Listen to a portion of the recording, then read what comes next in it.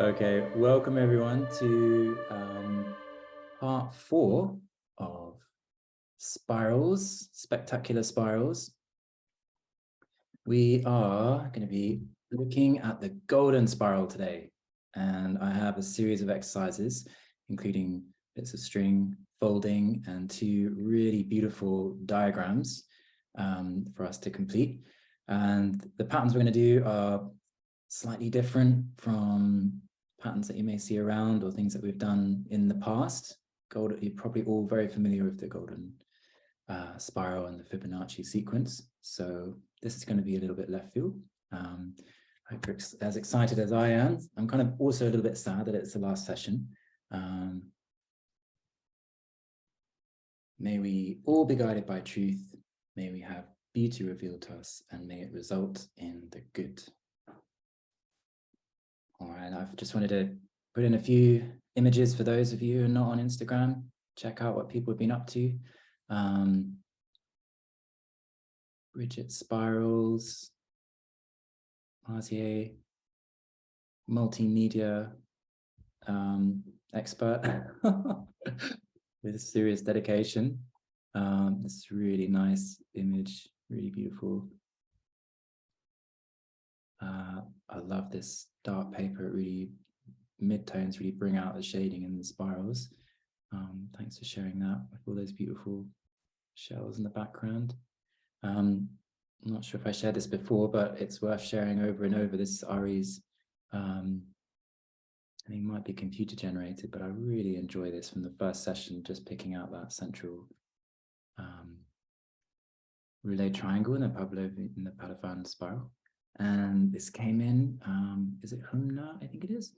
Correct me if I'm wrong. Really beautiful from the first week. You can tell it's taken a long time, and you can pick out the forms inside there. Really enjoyed seeing this one emerge. Another piece from Corey from the Volute. Arij managed to paint that beautiful piece from the first session.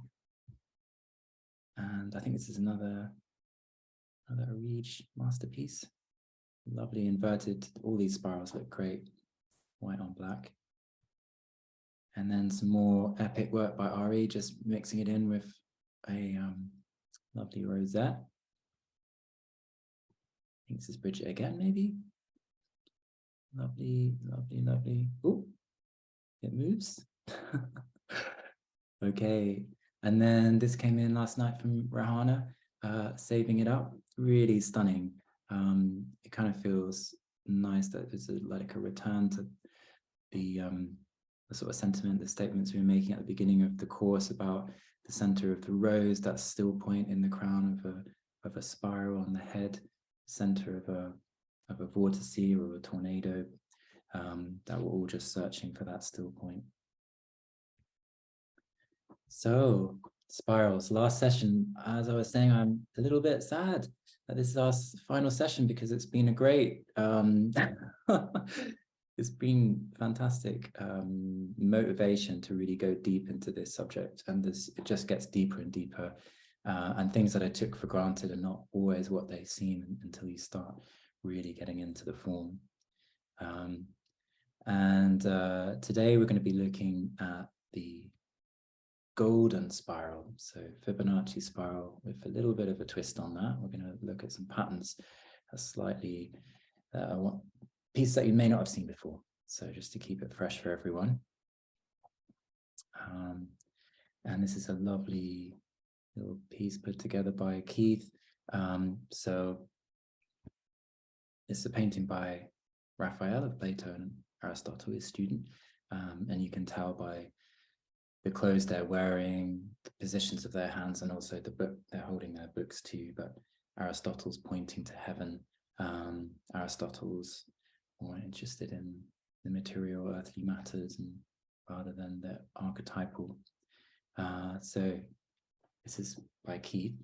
Plato, a Greek philosopher, theorized about the golden ratio. He believed that if a line was divided into equal segments so that the smallest segment was related to the larger in the same way that the larger segment was related to the whole, what it would result in a special proportional relationship.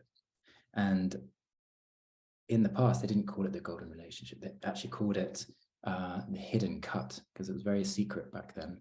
And they didn't have a fraction for it, 1.618. It was all shrouded in mystery. So we'd have to go through a series of Archimedean concentric circles to get to the inner circle. Okay, so relatedness or relationship is the key to understanding what golden mean or golden meaning is all about. To strike a golden mean relationship is to obviously get much closer to the truth, which in turn can indicate the unity of the whole universe. And it's really beautiful analogy for everything that we're working on today.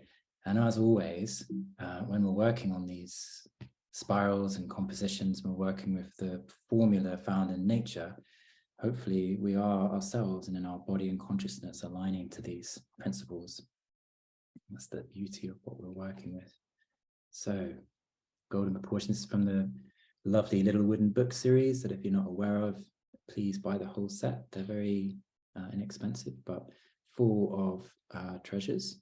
This is showing some of the ways to build the golden spiral using a pentacon, which is the most common, and we have a class on that, so we're not going to go into that.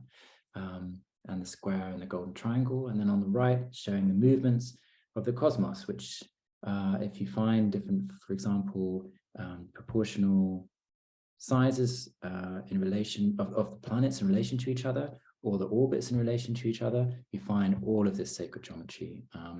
The Earth-Venus is the very famous one.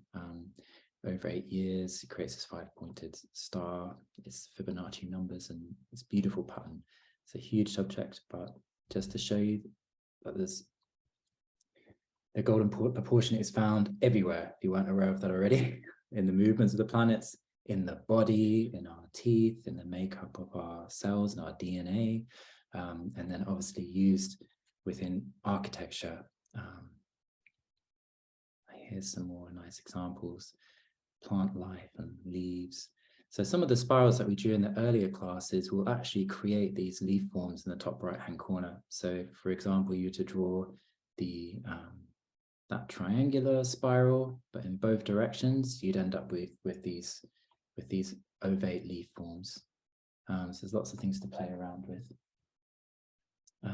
Okay, so this is just some examples of the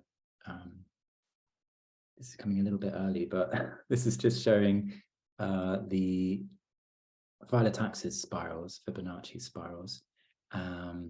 But there's something I wanted to discuss with you about a particular angle. So the golden proportion, which I'll show you an example of in a moment, is 1 by 1.618. So if you take a circle, 360, and you take 1.618 from that circle, you get 222.5, I think it is. And then if you take that away from 360, you get 137.5. So that number is very important too. That's the golden cut in relationship to a circle. Now, sometimes with kids, I used to do a workshop where we would make one of these like golden protractors. And if you drew a leaf and then lined up this golden protractor with 137.5 angle and draw the next leaf, then you lined it up, drew the next leaf and carried on, you get a beautiful spiral pattern looking from above. Now that spiral pattern is the best way that a plant can distribute its leaves to attract as much light as possible. But what this diagram shows really interestingly is even if you're just half fraction out, the spiral doesn't work. You can see like 136, 138, it's completely confuffled. Even 135 is just radial lines. So it's so precise. Okay, so here's some other examples of the I might just, yes, let's have a look at the Fibonacci sequence first in case you're not familiar with it. So the Fibonacci sequence is 1, 1, 2, 3, 5, 8, 13. Each number is added to the previous one and the sequence continues. And if you to divide these you'll get closer and closer approximations to the golden proportion. That's where this thing called the phi line comes in, where as these Fibonacci numbers are getting divided and higher, they get closer and closer to the golden proportion, but never quite reach it. Okay, so then if we're looking at these numbers, we can also not just look at plants from above, but we can also look at the number of sprouts. So a number of bifurcations from the plant, which will add up, if you can see on the right there, to the Fibonacci sequence. Or we can count from a bird's eye view the number of spirals. For example, this pine cone, you'll have 8 going one way, 13 going the other way. So there are golden proportions everywhere we look. That's another example of the 2 spirals on a pine cone, on a pineapple. And here's a whole load of beautiful examples of golden proportion spirals emerging from plant life everywhere. Okay, so this is a way you can see, again, a nice exercise to do if you ever, got your kids around or your grandkids, cousins, is just to get a square grid paper and you mark out a 55 by 55 square, 34 by 34 square, 21, and so on until you create a series of diminishing squares, and then you can draw the spiral into that. Now this is, again, like I was saying, it's slightly different. The Fibonacci and golden proportion are kind of like oscillating between each other, so they're not exactly the same. But that gives you an idea of this sequence and how it's going to affect the drawings that we're doing today. Okay, there's another example, beautiful example of the Phyllotaxis spirals, which I'd love to draw with you, but they're almost impossible to draw. So one day, maybe in the future, I've spent a lot of time trying to analyze them. Okay, and before we get drawing, I wanted to highlight to you all that as of next year, it's going to be very difficult to run any classes, but in the remainder of this year, I have some more sessions scheduled. So not next weekend, but the weekend after, going to be looking at this really famous minbar.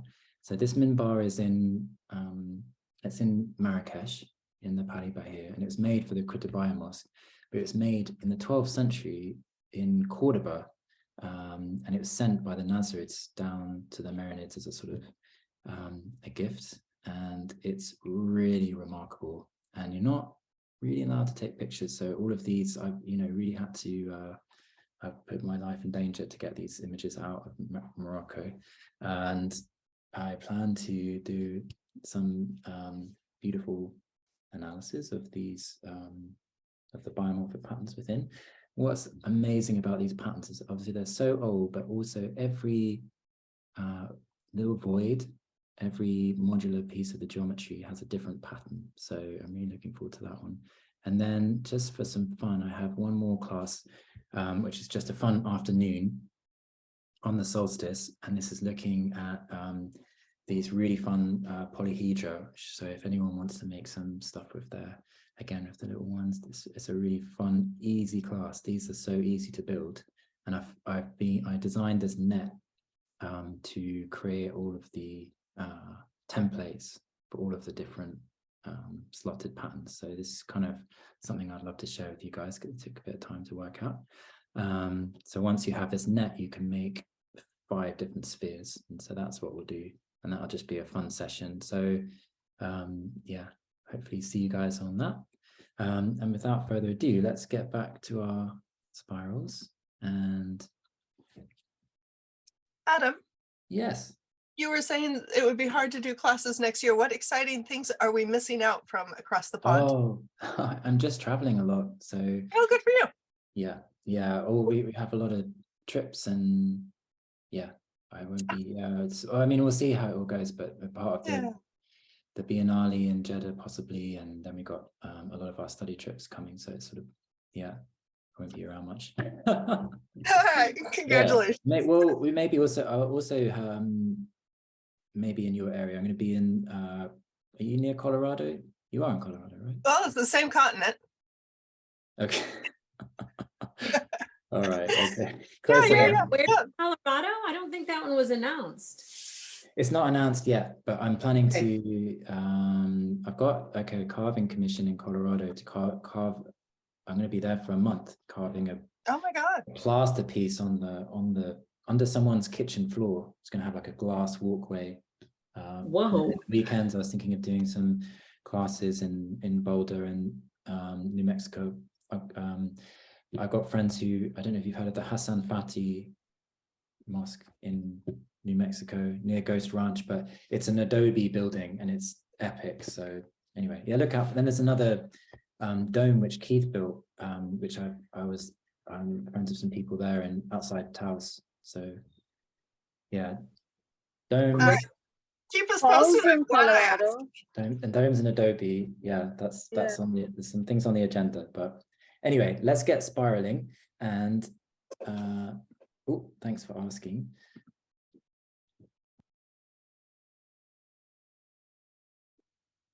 All right, I'm going to try that again. Take 2. And I'm going to make sure I'm tied up properly. So, piece of string.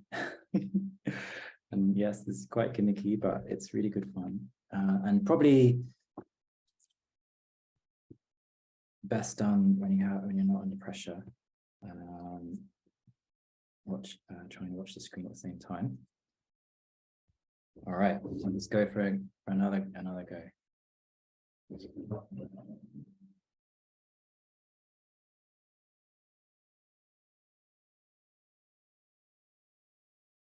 So as the strings wrapping around both the pencil and the pen.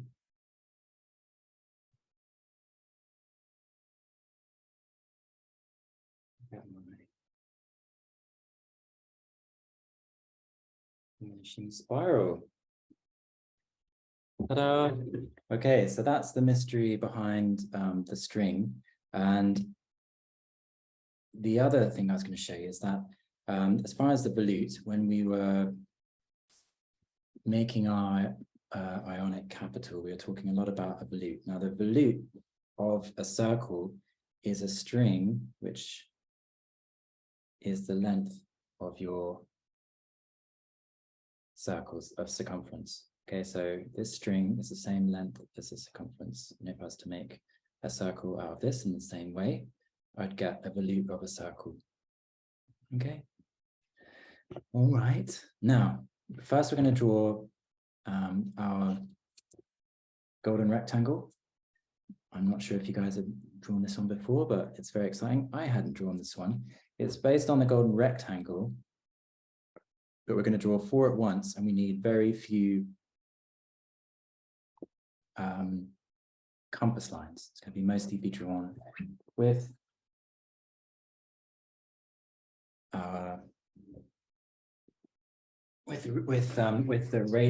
the rectangular diagonal golden lines. Okay, so this can be drawn. This will fit on A3. So A3 is fine. I'm going to draw it on A2 because I like to have a lot of space around my composition. Just frames it, but it fits perfectly on A3. All right, so first thing is to draw a horizontal line right in the center of your page. And to raise up my camera. You can see the edges of the page. All right, so like I was saying, this can be A3 or A2. If it's A3, it's going to fit just inside the paper, but I just quite like having all that space around, so that's why I'm going for a larger piece. We want the horizontal line to be right in the center.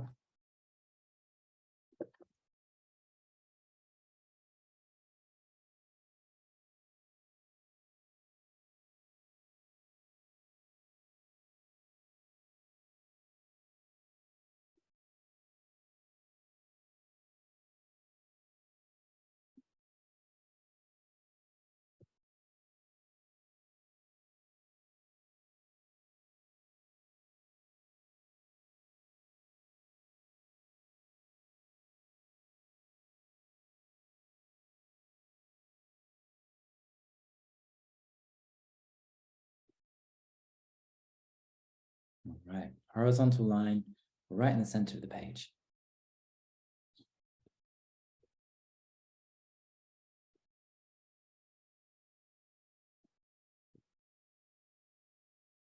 And the circle is going to be 13.5 centimeters, or 13 centimeters will be fine,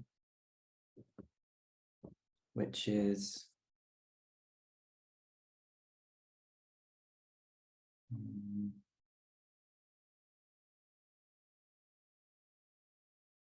5 inches.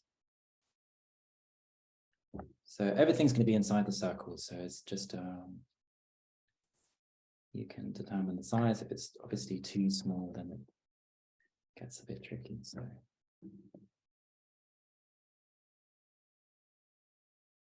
free my pencil from the string, my pen.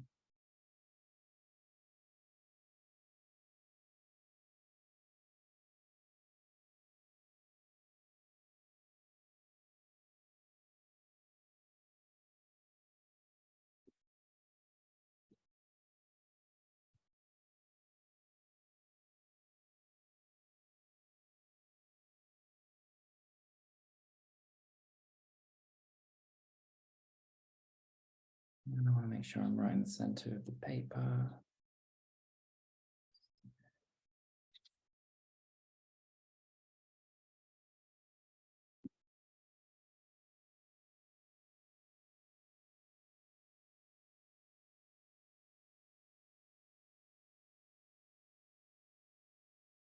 First circle.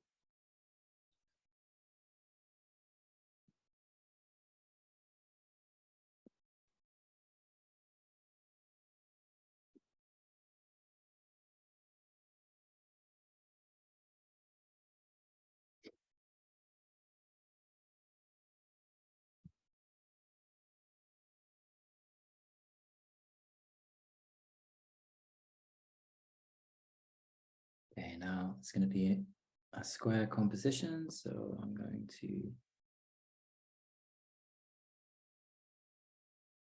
you can't see that. I'm going to draw another color.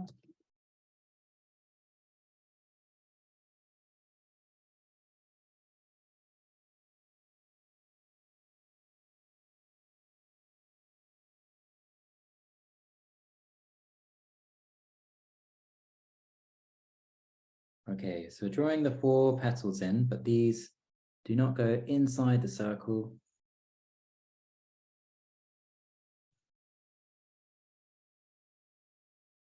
And then we bisect.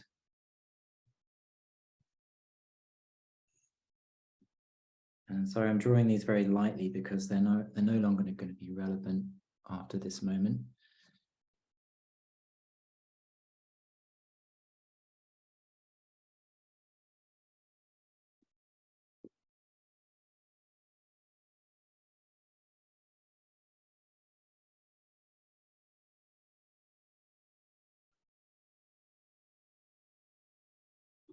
Right.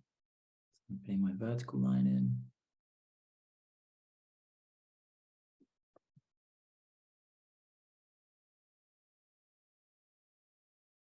And it goes without saying that we want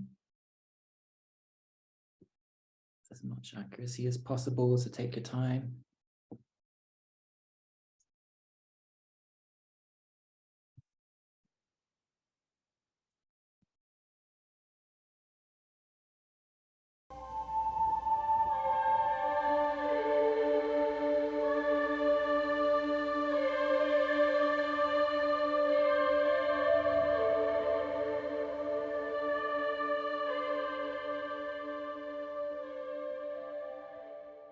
All right, so now I place my compass where the vertical line crosses the circle, and just finish off those 4 corners.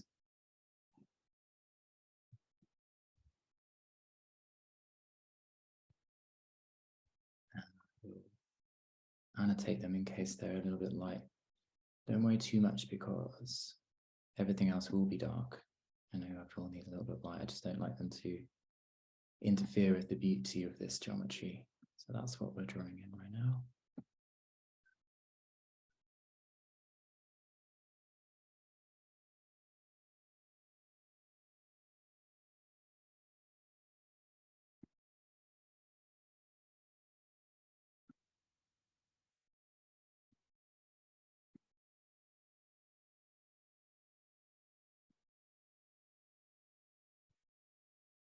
All right, let's draw in the square.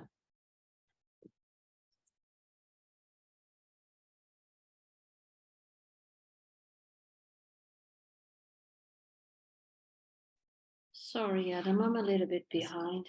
How No much problem. did you say was the radius of the circle? 13. 13, okay. 13. 13, yes. 13, yeah. And everything is going to be within the circle. So you can make it as large as you like. I just wouldn't make it too much smaller. It's a bit too tiny in the middle.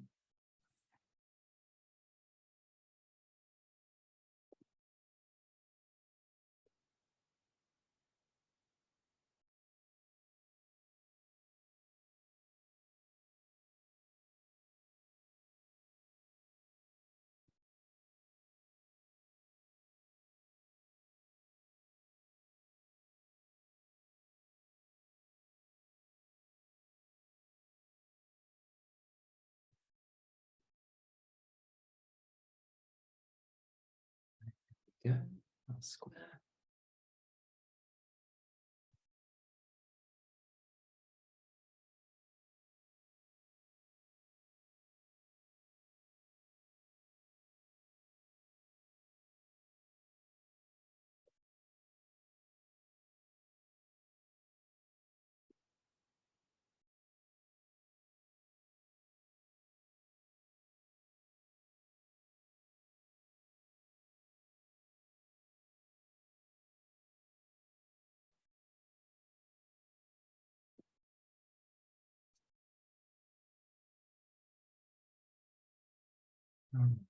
Now, we're going to line our ruler up with where those petals meet the circle in vertical, horizontal fashion. And we're going to draw lines on those intersections to the edge of the square.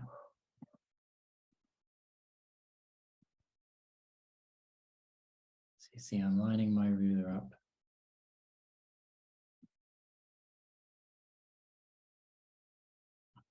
So that it meets both of them, and then I can draw in those two green lines.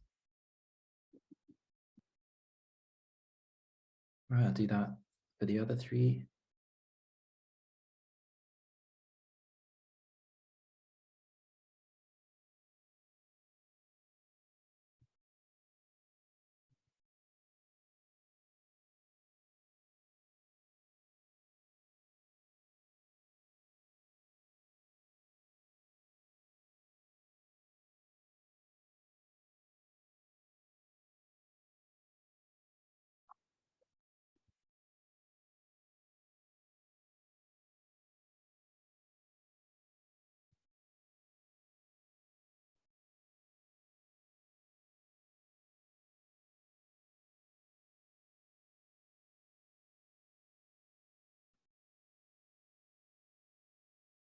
If anyone has any questions anytime, no matter how silly they may sound, the sillier the better, just ask away, I don't mind. All right, so if that wasn't clear, that's how I'm lining up the ruler between those 2 points, but we don't need to draw anything inside the circle.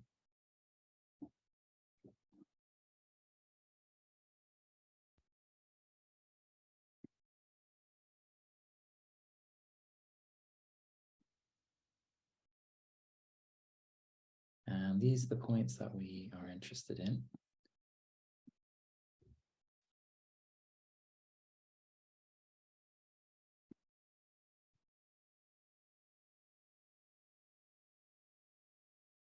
All right, that's 1/4 of our diameter or edge of the square.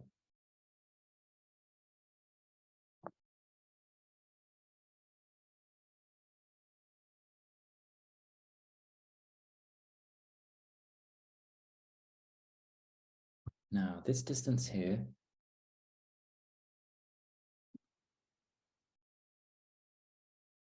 between the center and one of those points, this is going to give us the golden proportion. So let me just redraw that. more golden. All right, that's the golden proportion right there of this square. It's very simple, easy to draw. So we take that, and then if we bring that down, so bring that curve down, and I'm not suggesting that you make this curve. We only need this intersection here.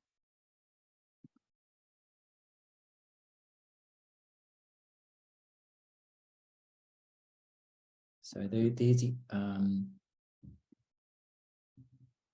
golden lines, I'm not drawing them in, just taking the radius and marking it out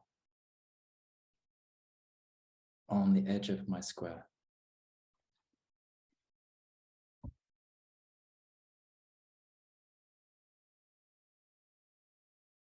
If anyone's not clear what's happening, just let me know.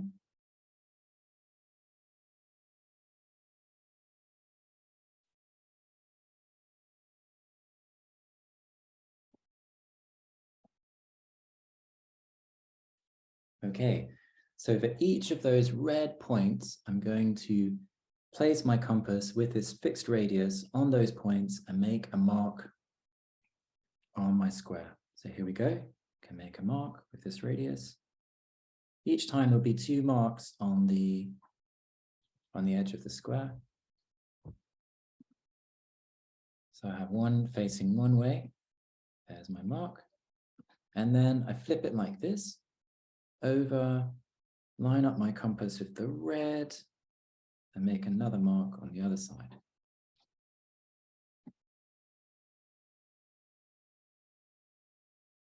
And eventually I should have 2 intersections on every edge of my square.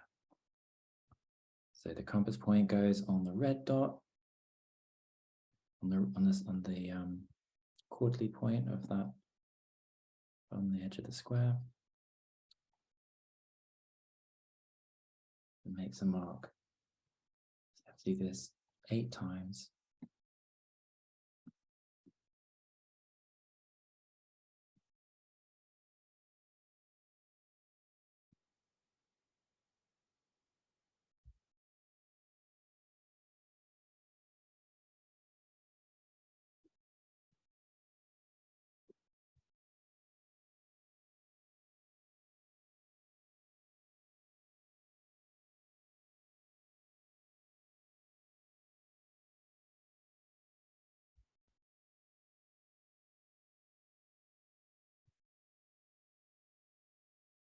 And if I was you, unless you've got a really good memory, you can always circle the ones that are golden, so that when we line our ruler up, we're not mixing them up with the quarterly points in red. And making sure we've got the golden lines.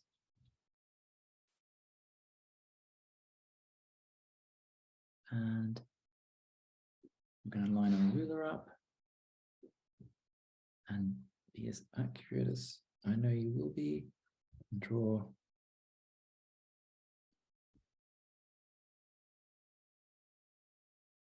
beautiful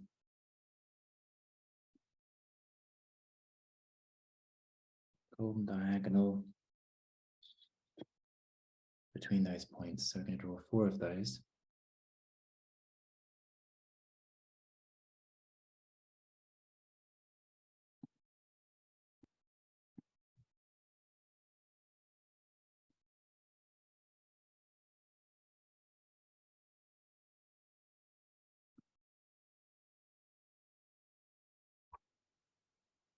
Remember, do not mix them up with the red dots.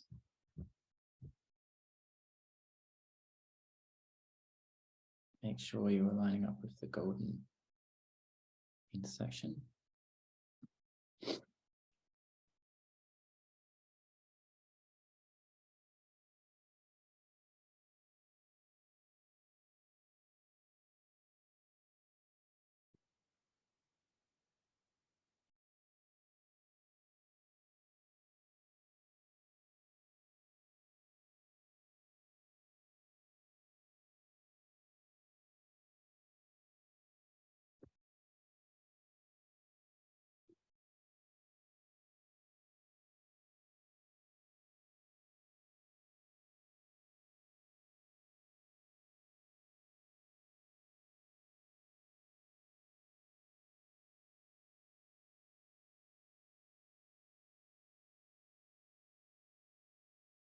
Okay.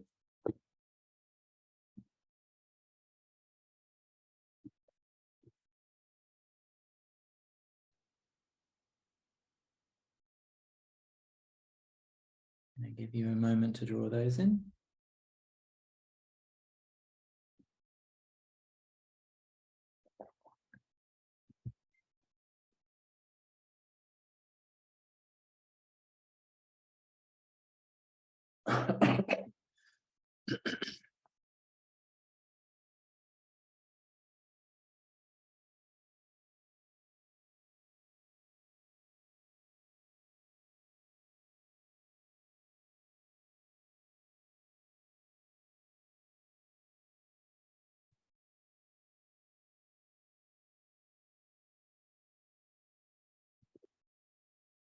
If you like, you can always draw these in different colors.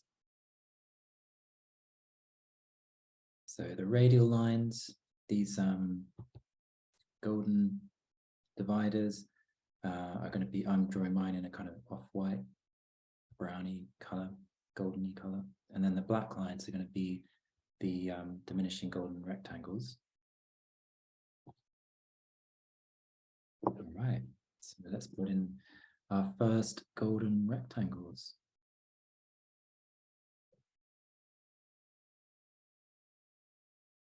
All right, so I'm lining up with those points, but I'm only drawing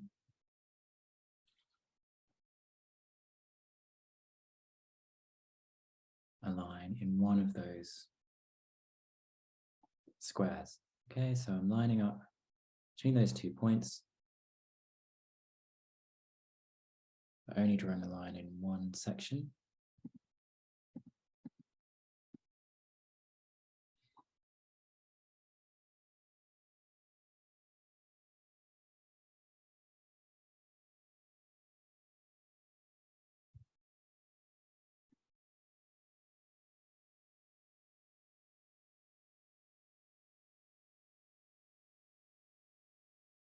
Okay, and then we're going to work around our composition and do the same in each quarter of the square, but in a rotating fashion.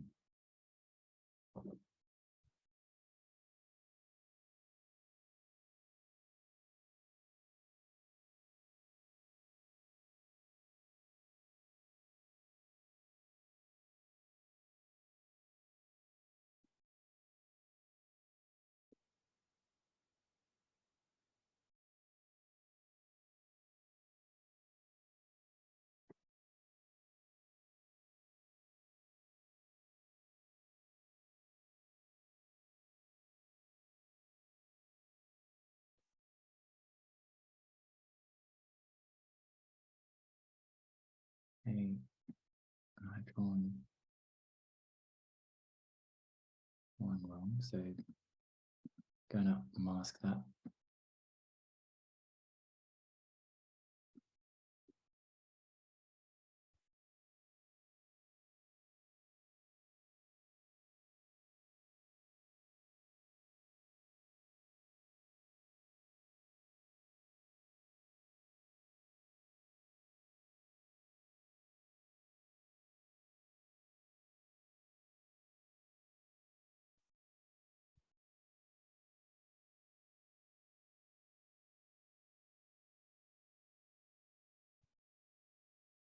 Okay.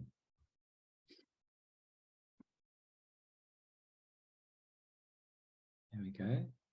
That's our first 4.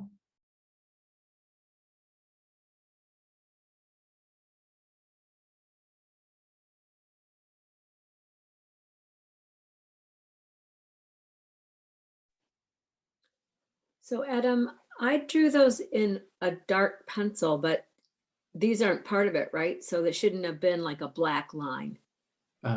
Sorry, which ones are you drawing in? The ones you drew in red, Yeah. I drew in black. I thought I was That's supposed fine, yeah. That's to. good. Oh, okay. Okay. That's great. Yeah. All right, and if it wasn't clear, this is what we're looking at. This is the golden rectangle right here.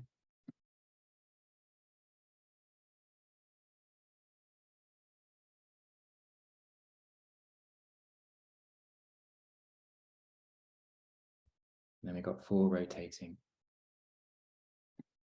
All right, let's draw some more in.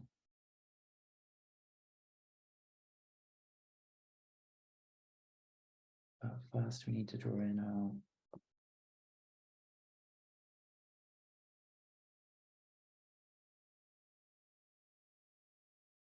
okay. Need to draw in our golden diagonals.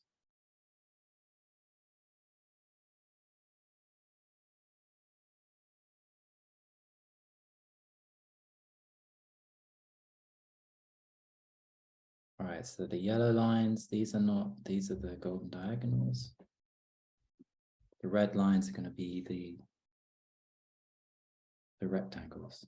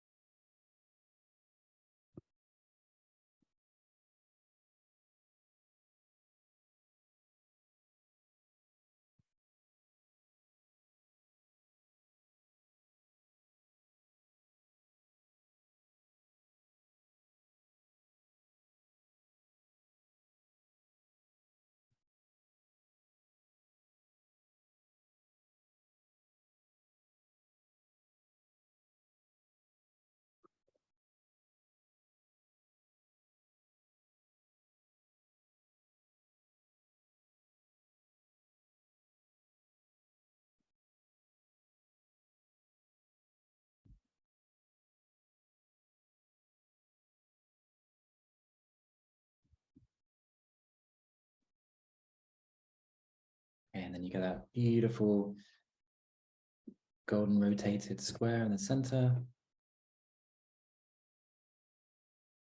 It's really enjoyable composition to draw this one.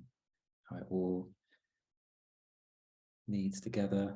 It's almost easier than drawing just one of them, one of the golden rectangle spirals.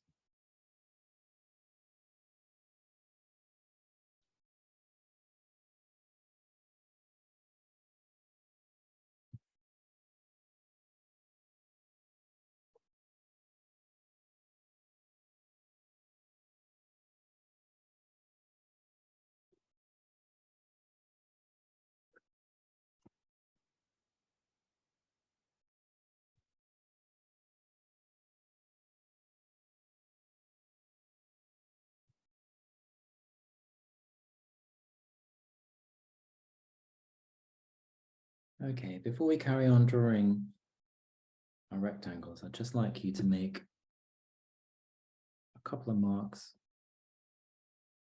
I feel like we don't need to draw the full diagonal in. I'm going to line up my ruler with the diagonal and I'm going to make a mark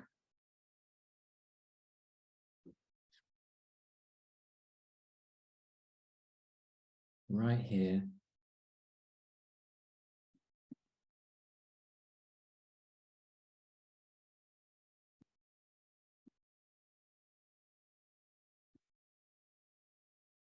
And here. All right, so if you missed that, I'm lining up my ruler across the diagonal of the square, and I'm just making 2 marks on that rotated square in the center. So where it crosses that rotated square, I'm making a couple of marks, and then I'll do that in the opposite direction too. And these will come in really handy in a moment. Making sure I get this really bang on and taking into consideration the thickness of the pencil, just making sure that mark is perfect.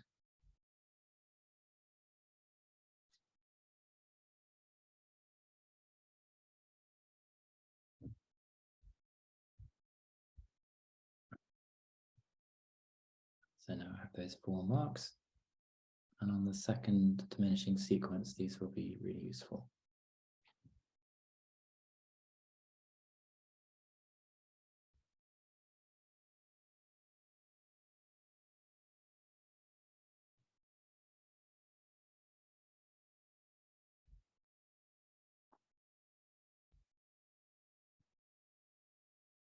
All right.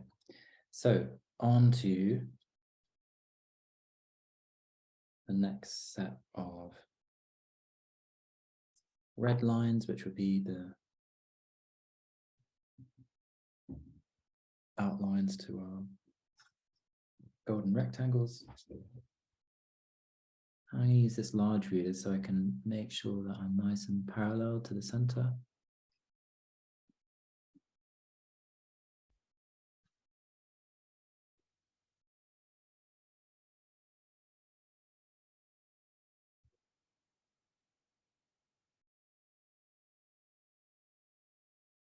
So number one.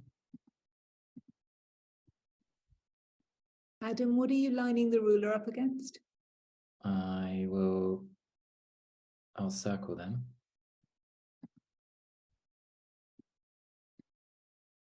So where those diagonal lines cross the red line. See those? Oh, yeah.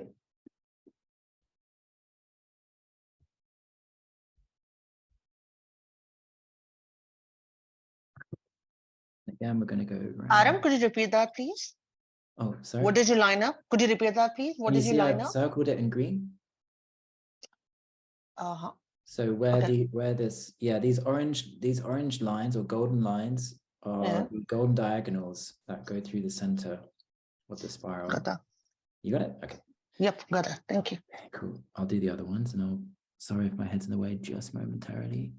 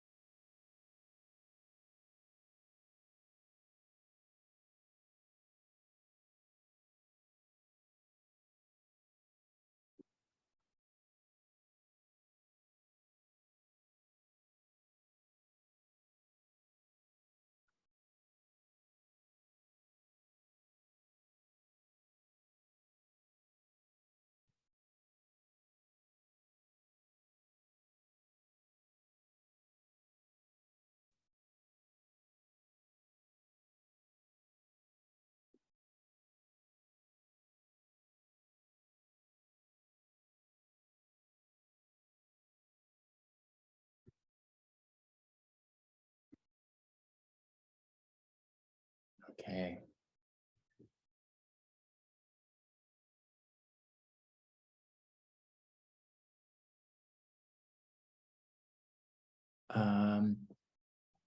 Bridget, are you okay with what's happening here? I'm just trying to. Oh yeah, I'm fine. Okay, good.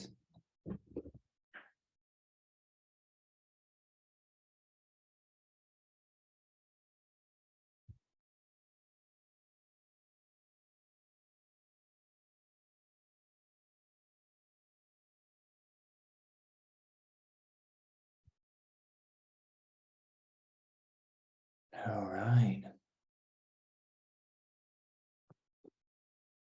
So next round, I'm going to create this really nice static square. That's where these purple intersections that we use our diagonals, the square to create are going to come in useful. I'm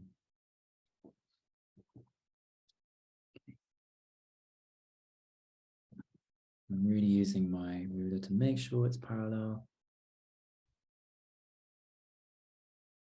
There should be 3 points to line up with.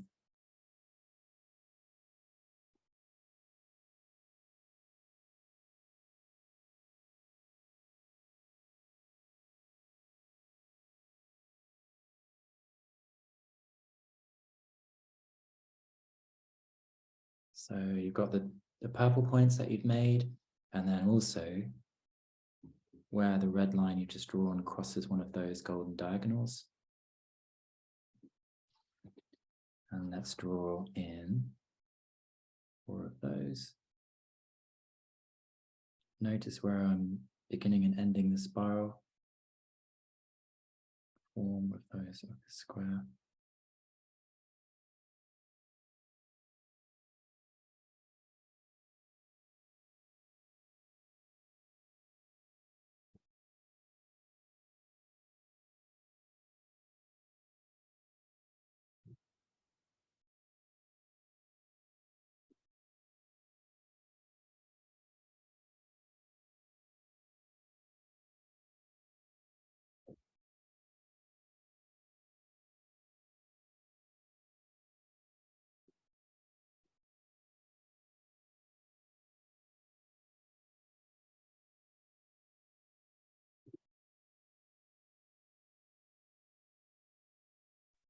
When you said there were 3 points to line up, where are the 3 points? Okay. 1, 2, 3. This is the one that I haven't circled, so this point here.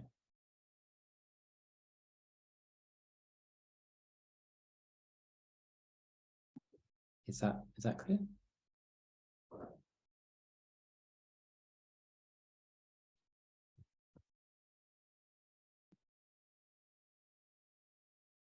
Okay, maybe I'll make a little purple circle around the 3rd point.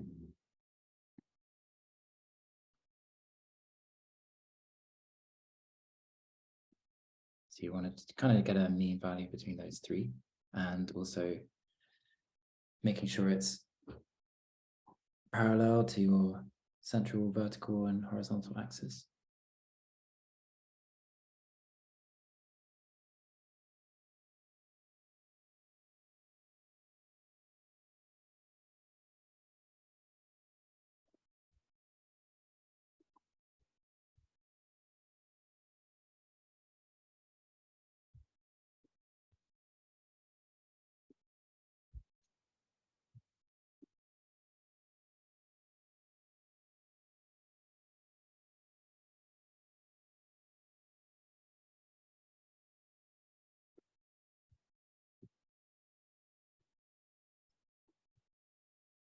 Right, next stage.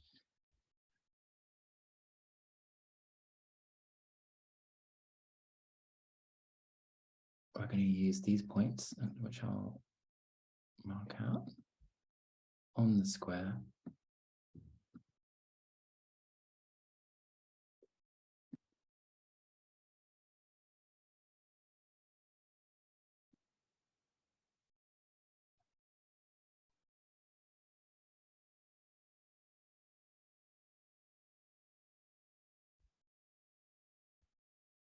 All right, so there's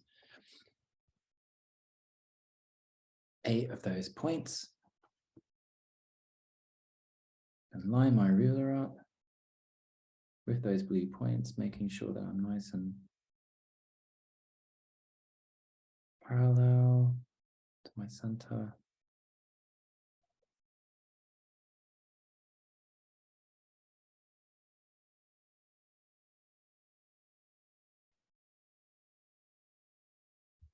And then just drawing a line that emerges from the square.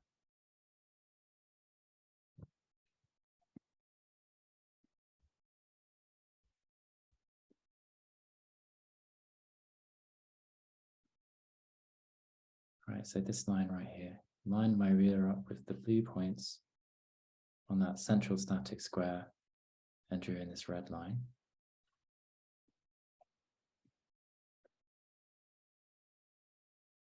And then I'm going to rotate around and repeat that everywhere else. Excuse my head for a second. It's very hard to draw the parallels without getting in the way for a moment. And just keep checking. Hopefully you have squares. Basically, we're working in reverse. So we're taking squares away from the golden proportion rectangles to give us another golden proportion rectangle.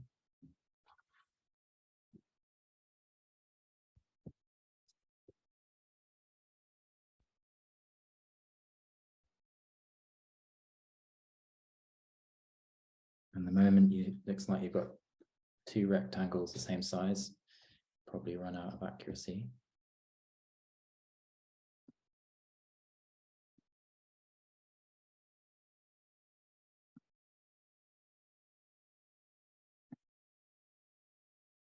When you do the first tiny rectangle, what are you lining up? This one here, Yeah, see the blue lines, yeah, the blue circled points yeah, here and here. yeah. So I line those up and then just draw that extension. Okay.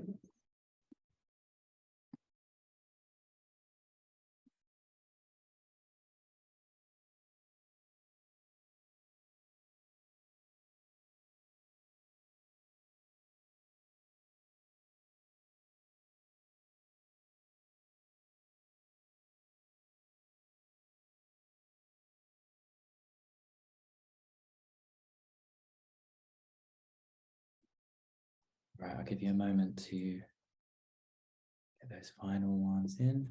You might go for one more.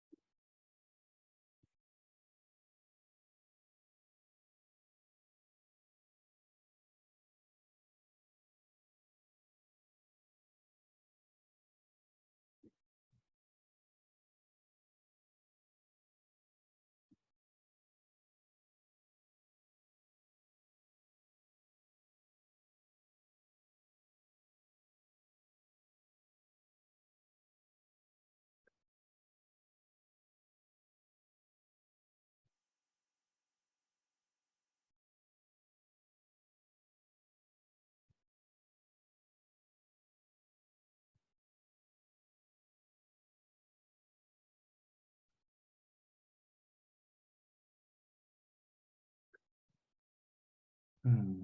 Hmm.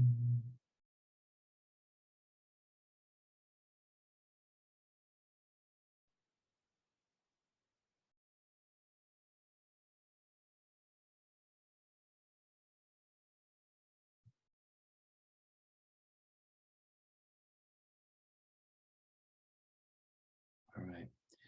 Okay, so this last one is so small, and it doesn't have a second point to line up with. So there's a couple of things you could do. Maybe let's just do it properly, otherwise you might. So does make it. No, let's just leave it. It's fine. We don't need it. We've got the compass point to line up with. All right, so I'm going to remove some of these extra lines, and then we can draw in our spiral. If you like, for drawing in the spiral, you could put, you know, a pen attachment or a colored pencil attachment so we can pick out the spirals. Oops.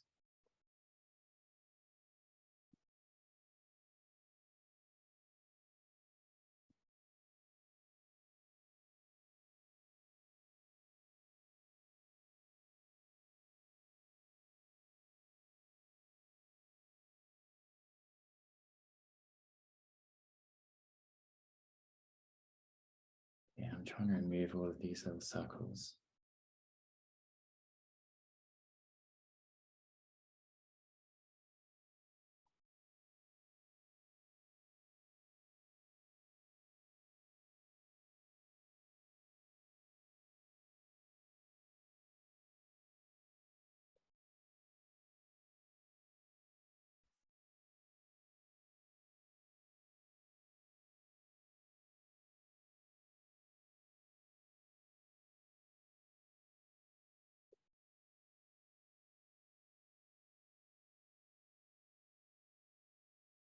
All right, now I'm going to redraw the lines in.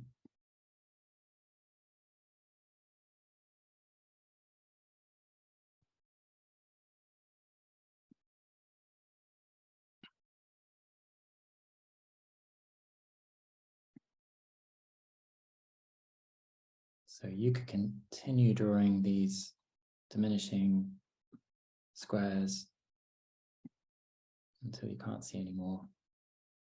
But I think we've drawn enough to get in a beautiful spiral.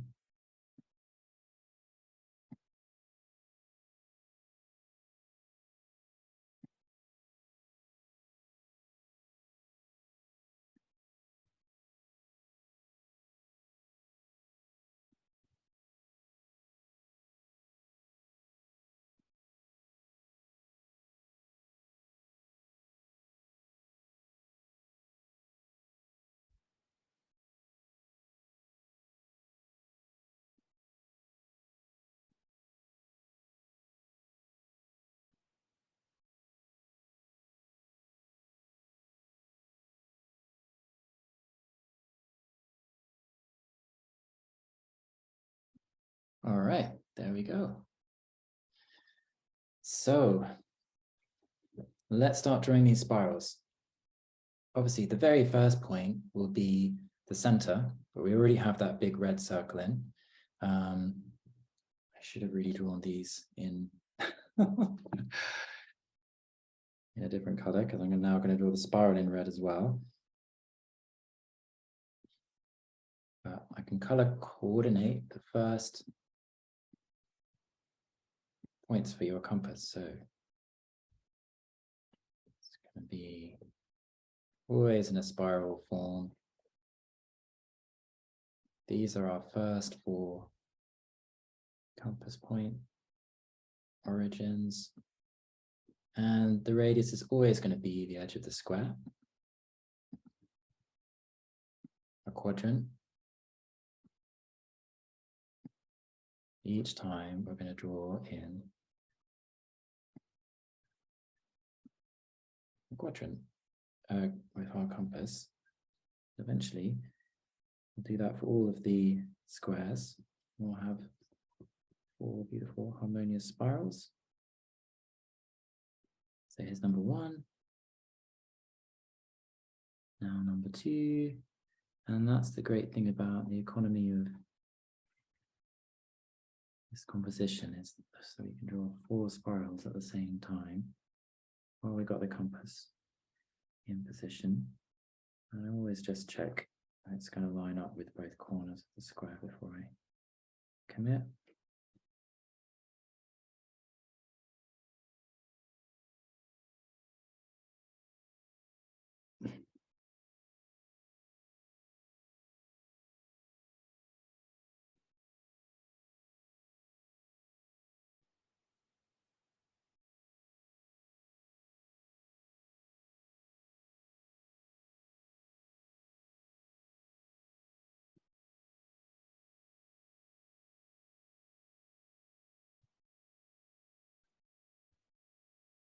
All right, looking beautiful already. Now let's color coordinate. Let's color the next part in. Let's do this in green. All right, so we have another square in here. Next, smaller square. And then we just take the radius of that edge.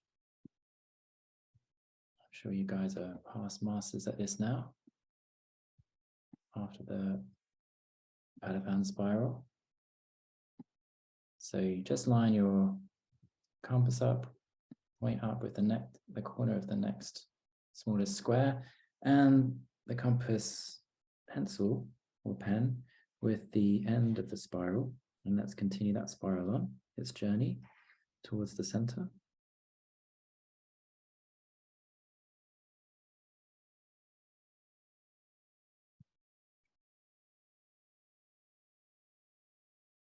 Repeating that 4 times.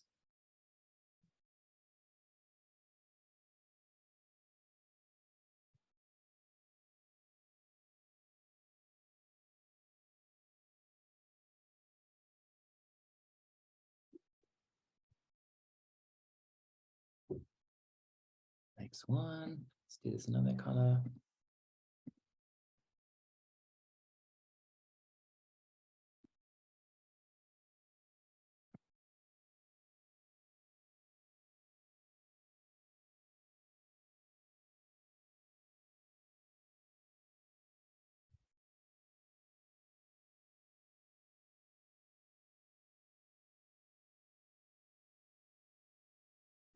So next position for your compass, be the corners of that central static square.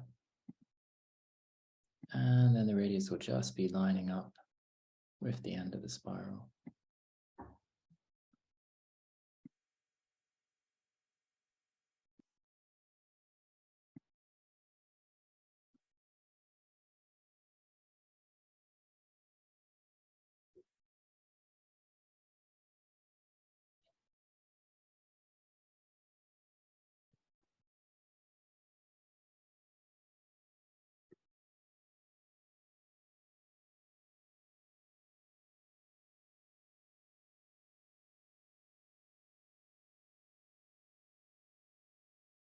And just to give you a heads up, as you get closer to the center, you might notice some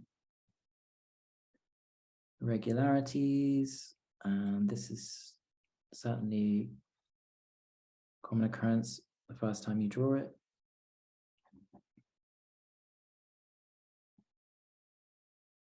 One way around this is just to just check before you draw in the quadrant that it's going to line up with both corners. It's a really nice spiraling yin-yang roomy form.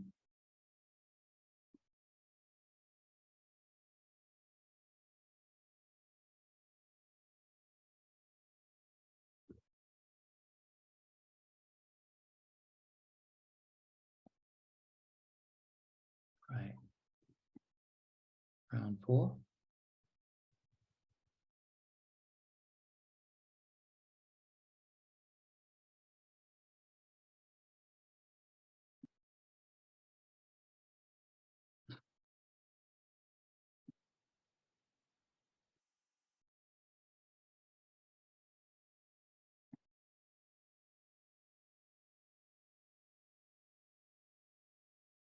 And if you like this form, you could always leave it at this stage.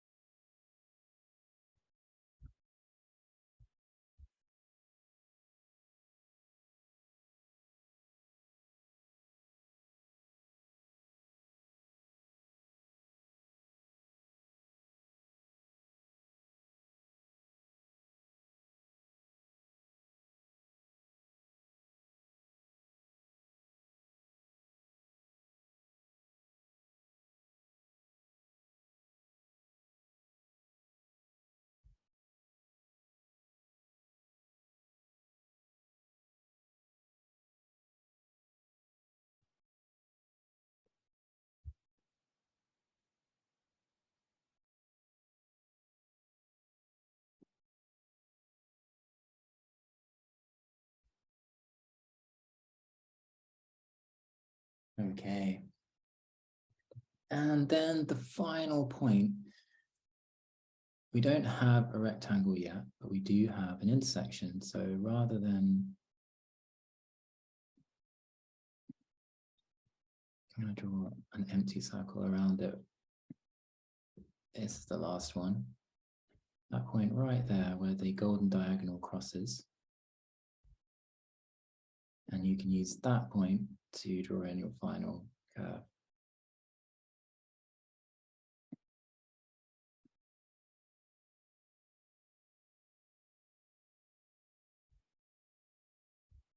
And so long you understand the concept now, so you can just continue this in your own time if you want to draw more spirals.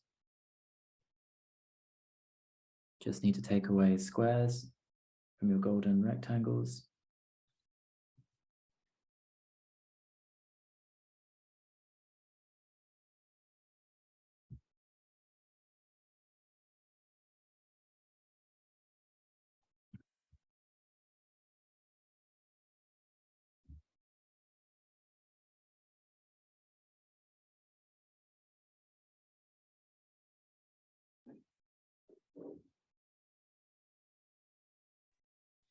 Adam, Yeah, can you show I'm not sure you are placing your compass in the green circle, and to what side are you lining up? Yeah, well, remember you always line up the compass pencil with the end of your spiral. Yeah, but then I go outside my rectangle when I have my compass point in your green thing. So Yeah, so it should be just in here, and then it comes around. But you know, like it's quite common that by this stage you're losing accuracy. All right, so it could be that. yeah, probably. And don't feel like the first time I drew this, it's a little bit like that, and then I found all of these beautiful intersections. So I will try it again. Thank you. you might just need to adjust your compass a little bit. Like I find that, yeah, as you get closer to the center, the accuracy does diminish a little bit. Yeah, it's okay. very common. You Okay. All right. So that's as far as I'm going to go with this one. And like I say, if you want to do more, you just continue drawing the same pattern in a fractal nature. So take away another square, take away another square, take away another square, and then use the corners of the squares to draw in a quadrant in each one and continue the spiral to the center. I'm going to leave this annotation up here, and I've also saved it.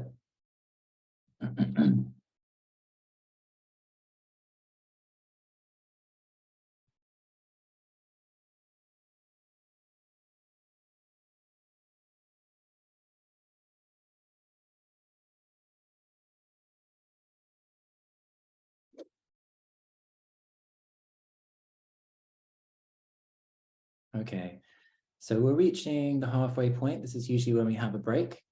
So you've got a 10-minute break. Are there any questions that you lovely people have for me before we go on a break about this composition? I'll show you what it looks like without the annotation. I hope your drawing looks like this.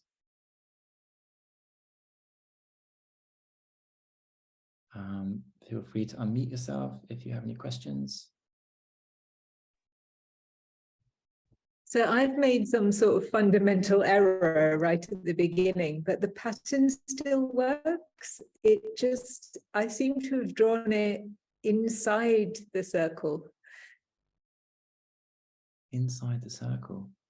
So instead of your spirals all joined to the outer circle, I somehow weirdly constructed a circle that's smaller, but I still have all the squares and rectangles going into the center. I don't know what I did. Okay, well, I'll have to have a look. Well, yeah, it'd be interesting to have a look at that later. Well, it sounds like you still succeeded, which is great. Super. Okay. Well, that's one beautiful pattern down. That's very famous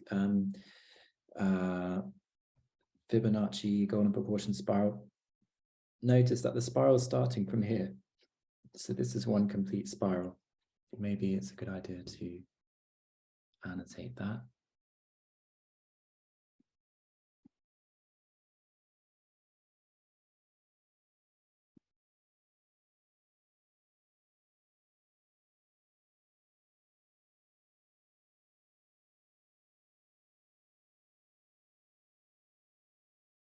In case you didn't realize that the initial circle was also part of the spiral.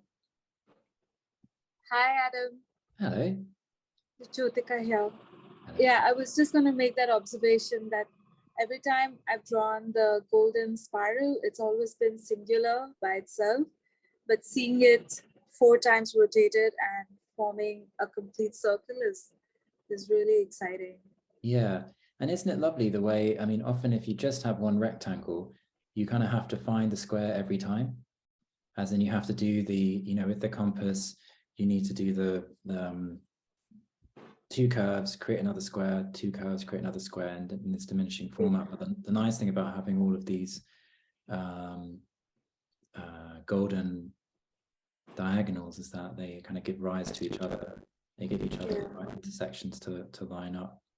It's dimensions also with. very, it's very impressive that all the points existed and we just had to kind of follow them around. Yeah, yeah. That's what's special about this diagram. It's really simple. It's so simple. It's beautiful. Thank you. Yes. I have a question.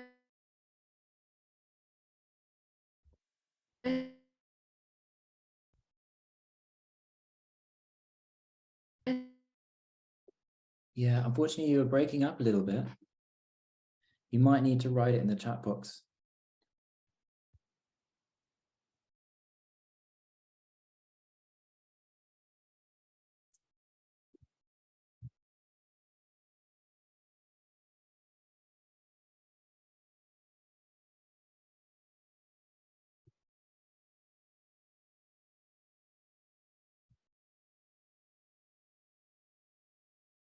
Okay, so let's just take our short break and we'll be back, you know, just after 1/2 past the hour, sort of 6 or 7 minutes, just, you know, so that you get a chance to stretch your legs without another set of stages.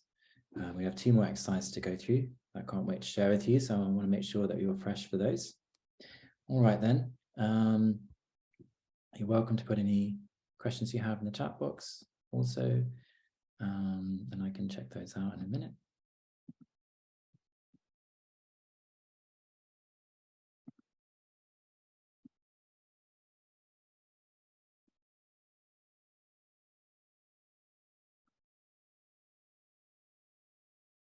All right.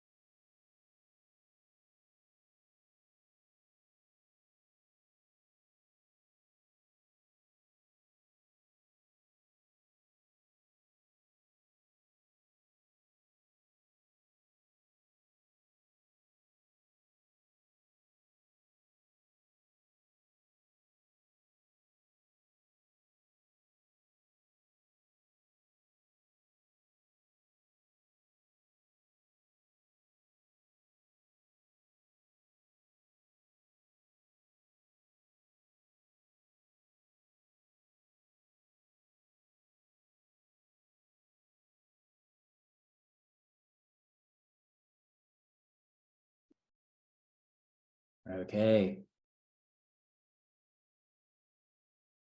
I'm back. Hopefully you're all back too. Ready for the next drawing?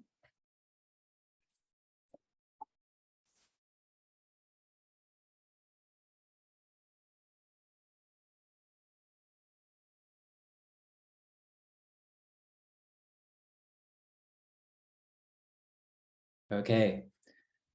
So hopefully you can all hear me. This composition, you may have seen, I did actually post it on Instagram a couple of days ago. I got quite excited. We're going to see how far we go. Really interesting. It's based on this diagonal, which is what we use to create our golden proportion. Remember, we just drew a square, and then we took this diagonal here.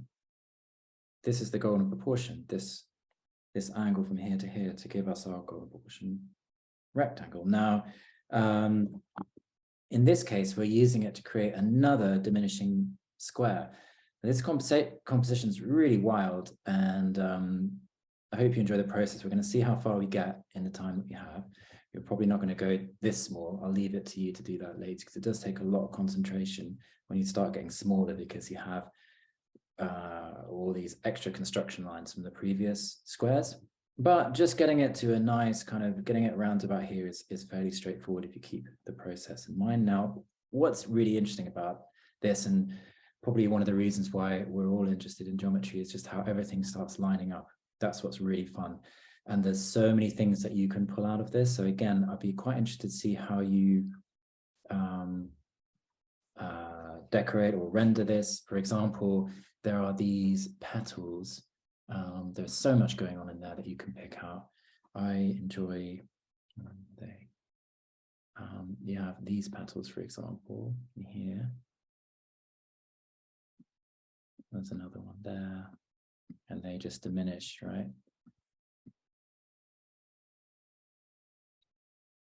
This would be a very beautiful pattern to pick out. So there are many forms. Also, probably not totally visible on this drawing, but there are also, there's the circles too, but there are concentric circles that run from the center that help us line up. And I'll be drawing up all of this in when we come to do the composition in a moment. But yes, this is quite exciting and something that's very new. I really haven't seen this many places at all. So I hope you enjoy it. Now, again, this fits on A3. If it's going to be drawn on A3, then make sure that you kind of, let's have a look. It's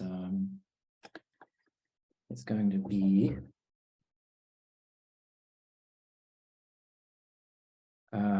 so my radius is 8 centimeters, and I'm starting my square 9.5 centimeters from the bottom. Okay, just so that you have enough space to fit it in.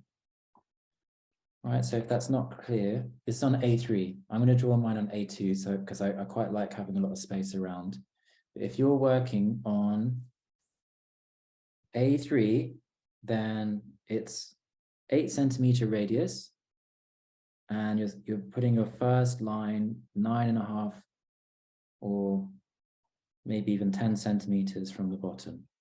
Okay, so I'll put that in there, and you can take a quick screenshot if you're working A3.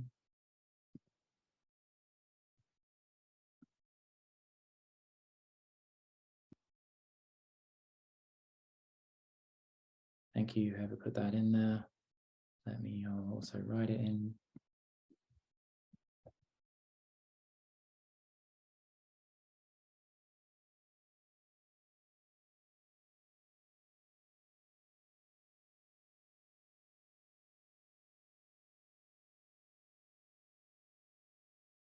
Okay.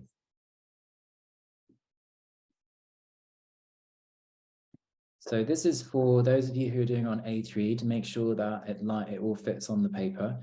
If you're working on A2, then you know it's going to be That's quite nice and central.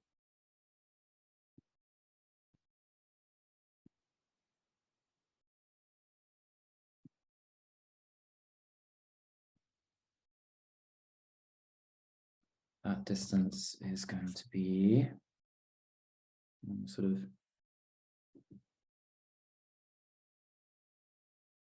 16 or 17, 16.5 centimeters.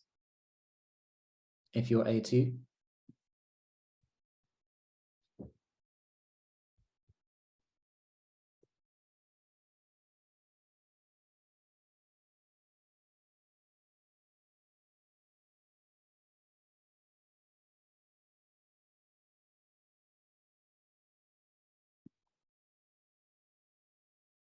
All right. Deep breath. Let's do this. Okay, so I'm just going to make a mark through my drawing on my page so I know where to start.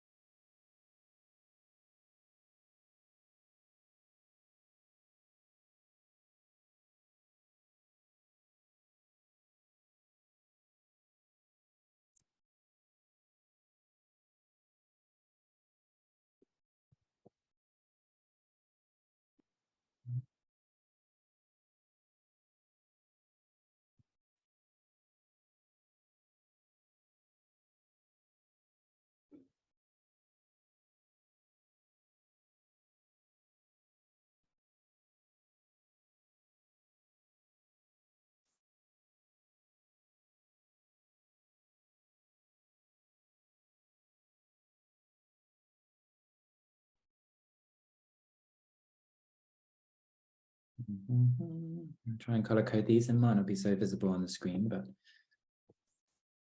let's have a go.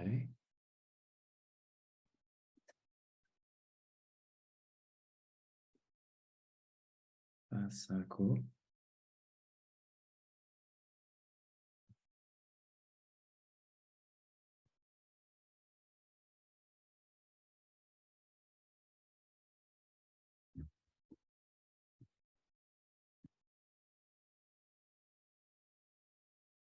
Oh, Shirley, have you just got back? I was just explaining where these are centered.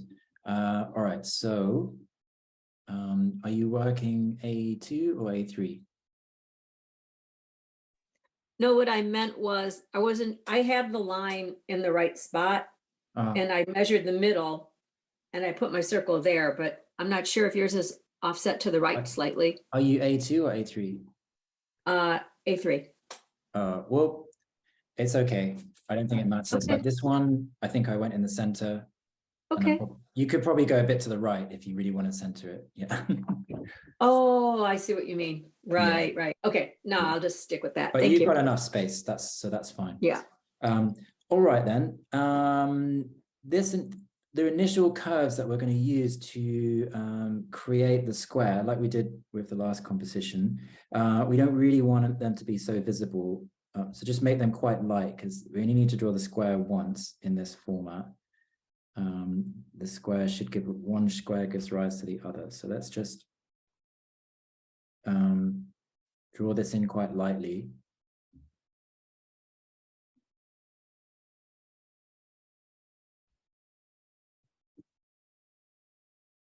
All right.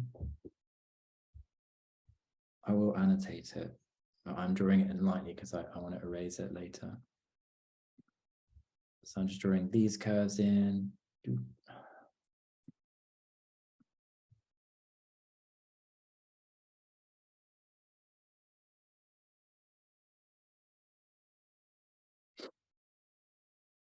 Okay, then I'm going to bisect. So we've just been through this process.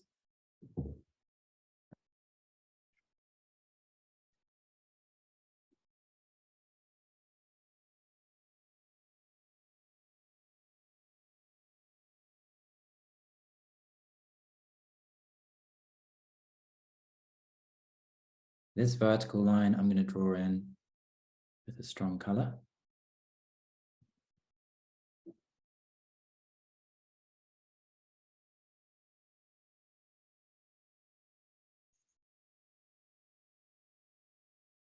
So the petals that we're using to create the square, I'm making them just quite light, okay? Once we've got the square, we don't really need them anymore.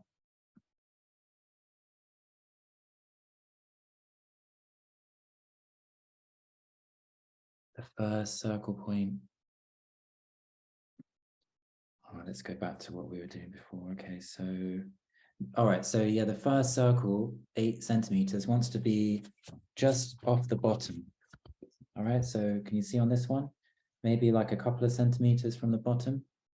8 centimeters is the radius. And then you need to just make, you make the circle just a bit above the bottom of your page. All right, and then you should be fine. Just a couple of centimeters from the bottom. All right, thanks, Araceli. Great. All right, let's draw in the first square.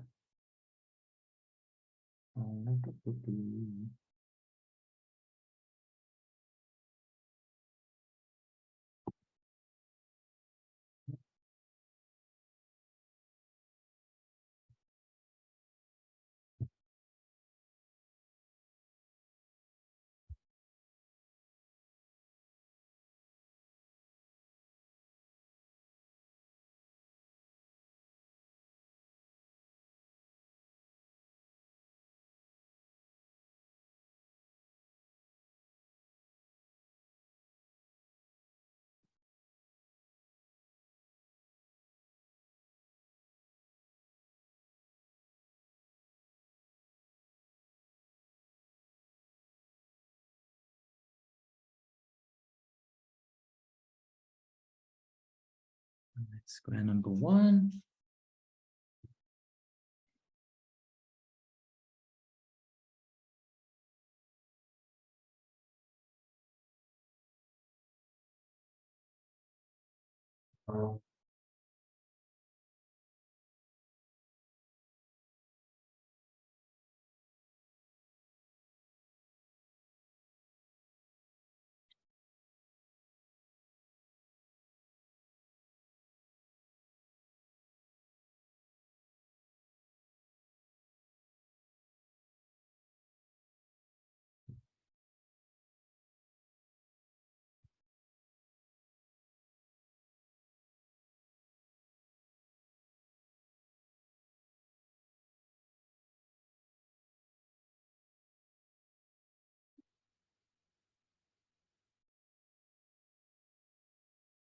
Right, you guys are doing well with that square.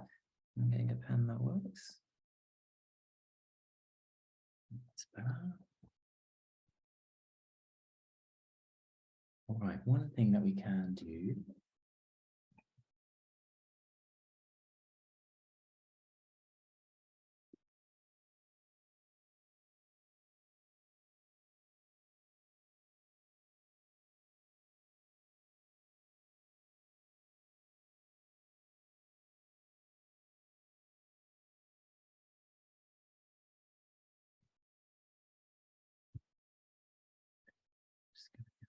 I love this. I'm going to pick out these particular circles which are going to help us out. And we'll get on a roll in a moment. I'll just get everything in place.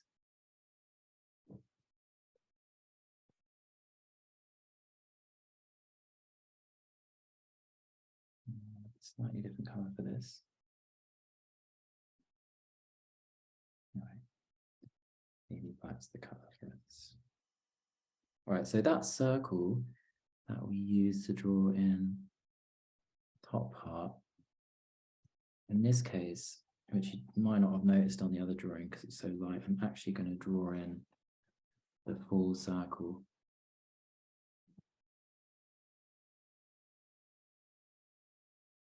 Okay, and we're going to draw this circle here is just going to keep diminishing over and over again.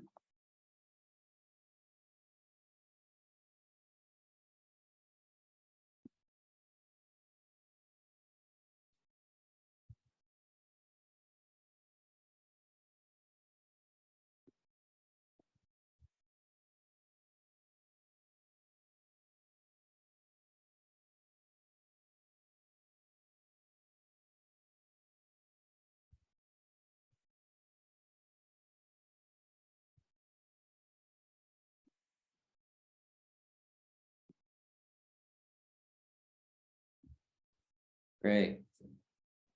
All right, we're all set. So.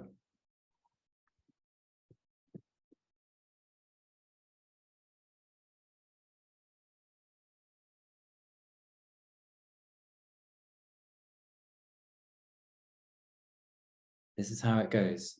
So that diagonal of that rectangle that we use, this is sort of the golden proportion finding diagonal, we're going to draw in, but we only draw it as far as the circle. Again, like with the Padovan spiral, it's going to take it might take a little bit of time just to get used to the process, but once you do, we'll be on our way. I'd just like you to draw that in.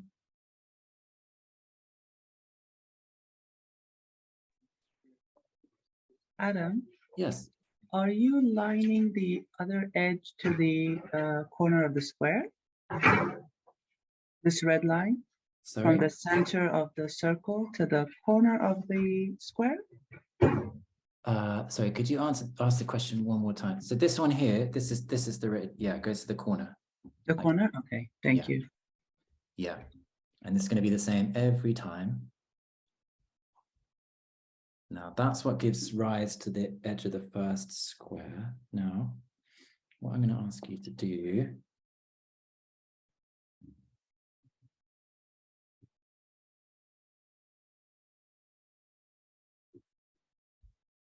is I'm lining my ruler up with these 2 points, drawing in the edge of the next square.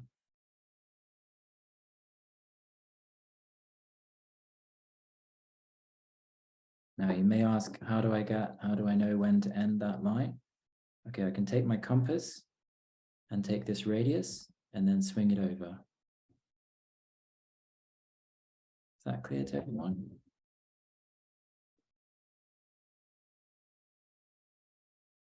So I'm marking out .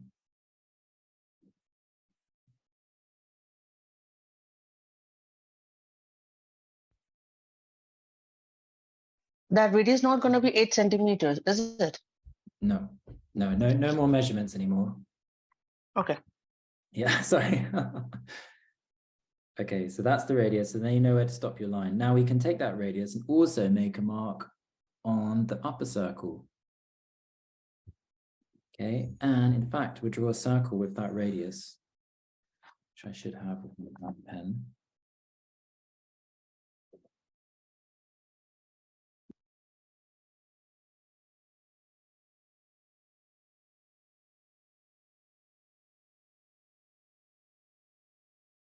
All right. So just to go through that again, I'm taking this radius right here. So it's half the edge of the next square, making a little mark so I know where to start. And then drawing a concentric circle. Adam, Yeah. will we need the top of that circle? Because when I did an 8 centimeter radius, I couldn't draw 2 circles. Yeah. What are you working A4? What size are you working? American 8.5 by 11, which I think is like your 8. It's not, yeah, unfortunately, I don't think it will fit because the composition is going to go a little bit above this. Oh, okay. All right. Good to know. circle. Thank you. Yeah. I mean, you're pretty fast. I think you've got time to Yeah. I redraw like it. But Thank you. it's going to come to about here, like maybe Oh. an inch or half an inch above this circle. Okay. Got it. All right. Thank you. All right. Okay, everyone. Adam, So please a quick speak up if- question. Oh, yes. Can I, sorry, the red line that goes from the upper center, where is it that it's ending on that circle? Oh, okay. So can you ask Sorry, the the question again? first circle? So you know the first circle that's inside the square. Yeah. Okay, so you have the red line that's like part of a triangle, it looks like. This one here, Yes, so what is it that it's ending point there? the corner. Oh, the corner. Great, thank you. No problem. I'm going to draw in a little white line for anyone else who is unsure about that. Okay, so that's just what's happening there. All right, now. So guess what happens with the other one? We're going to line up, and hopefully it should line up with your circle too. The beauty of geometry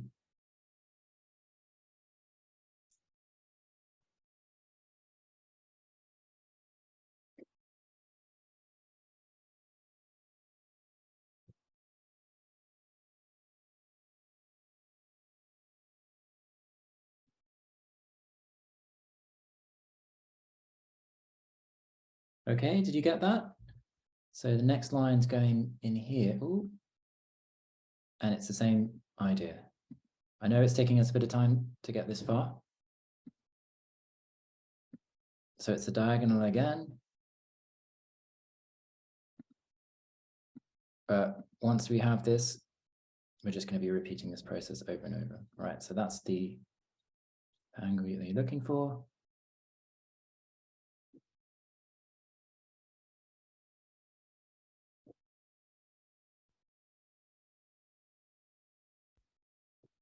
Okay, now we're going to be drawing lines between here and here. And at this stage, you might just need to draw them in a pencil so you meet up. But this is what's going on. This is the next one, the next two lines. You can see in white. So you have the corners of the square to line up with. And you can just terminate it on this circle. Right, so you have all of these points. These are the points you're going to use.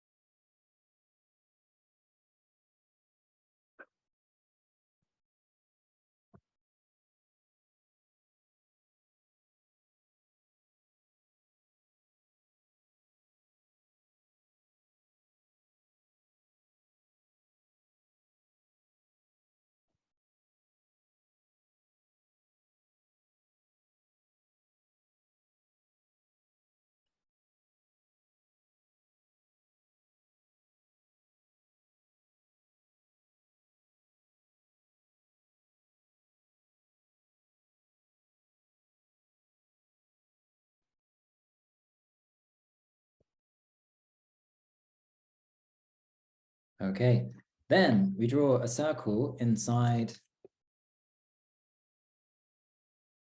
our next square.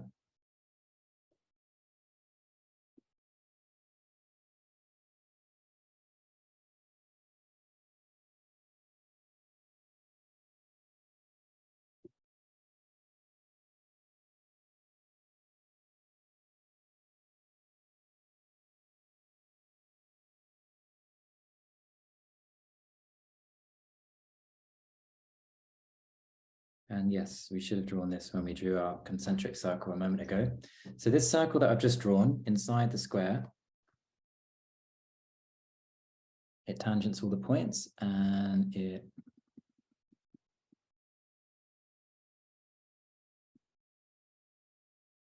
starts from here. So this is the same size circle as this smaller concentric circle that we've just drawn. So each time we're going to draw a circle inside our square, we're also going to draw a circle that originates from here. And we're going to have a series of diminishing circles in the center. It's such a beautiful, mind-blowing composition, this one. It just keeps going and going and going in the way it relates. But like the last composition, we're going to try and draw it with as few lines as possible. All right. So I hope you understand the process that we're going through now. So the next one, let's start with the next one now. I'm going to draw in that diagonal line in the next square.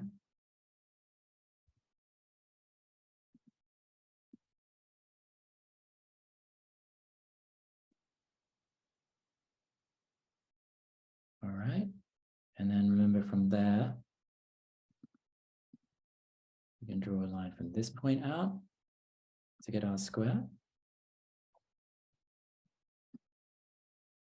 Remember how our square is going to line up with that.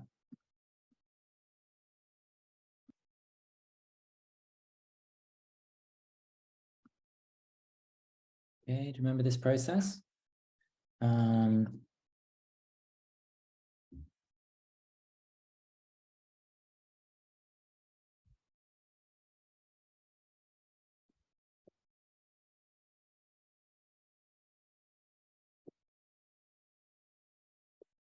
So I'm going to take, oh, I haven't drawn it on my, on my board yet.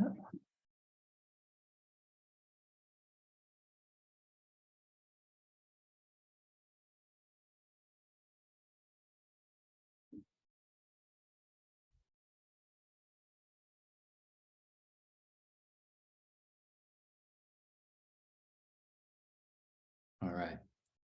So I take this radius, swing it around. I might just make a little mark of that radius so you all know what we're doing. Same process, and I'll just keep repeating myself until you guys are already bored of hearing it. That's the radius.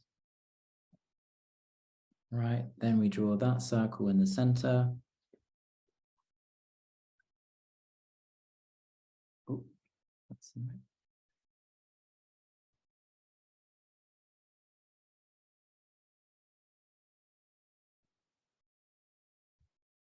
And then we can draw that same circle inside the square. So while I've got that radius, just going to shift my into a pen. And then take that and draw it inside the next square.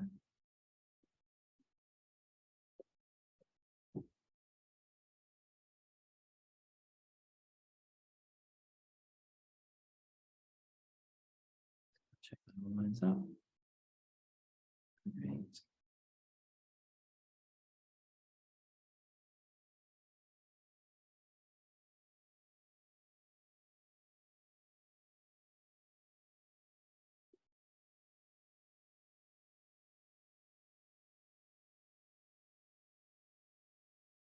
Is everyone with me?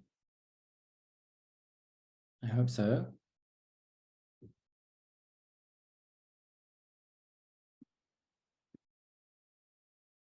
Great. Okay, that's good news. All right, once you have that circle, then we can draw in the line to meet it.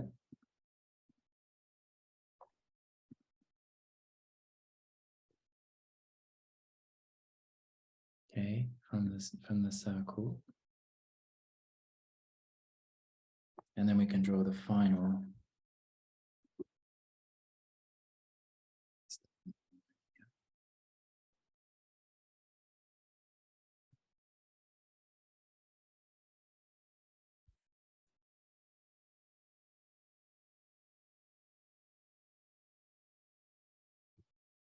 Are you okay there, Katrine? You're the only image I can see, and are you just observing?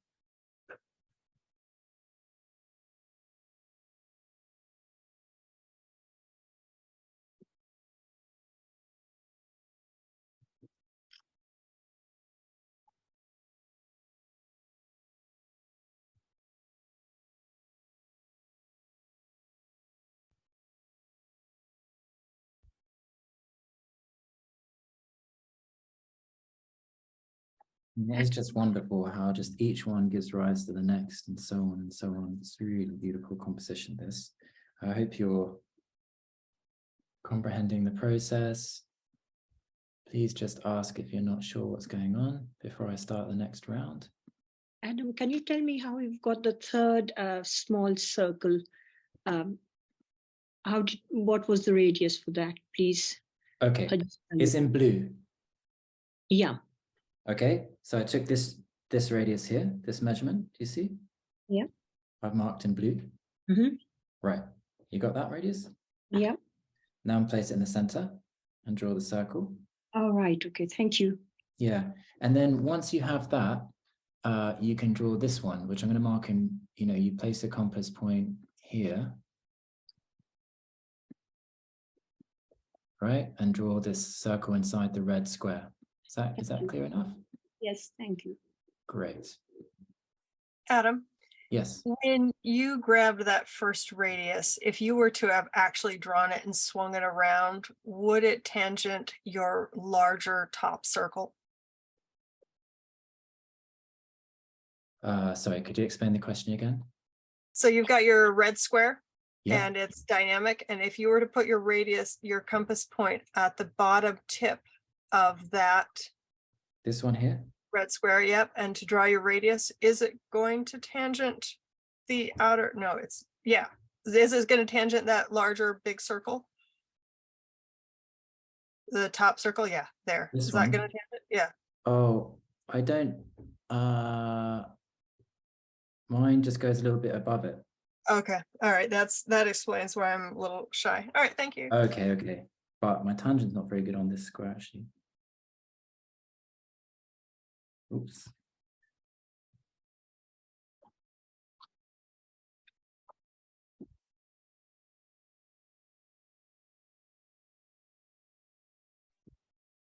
This is where I wish I had a computer. It's like spell check for bad drawing. Okay, yeah, I'm For sure me. Marty is doing that somewhere. Yeah, right. Okay, I might just try and draw this thicker. And I'm going to take it away, you can see it.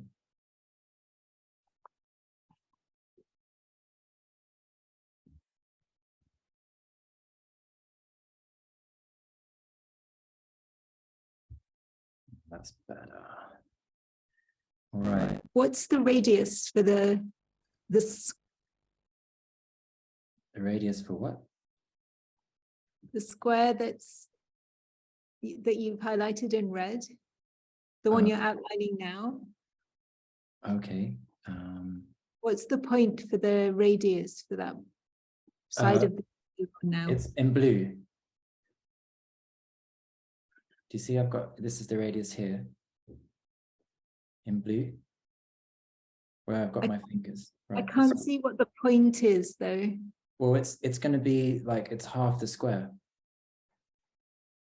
Okay. Right. So you see do you have these 2 points here?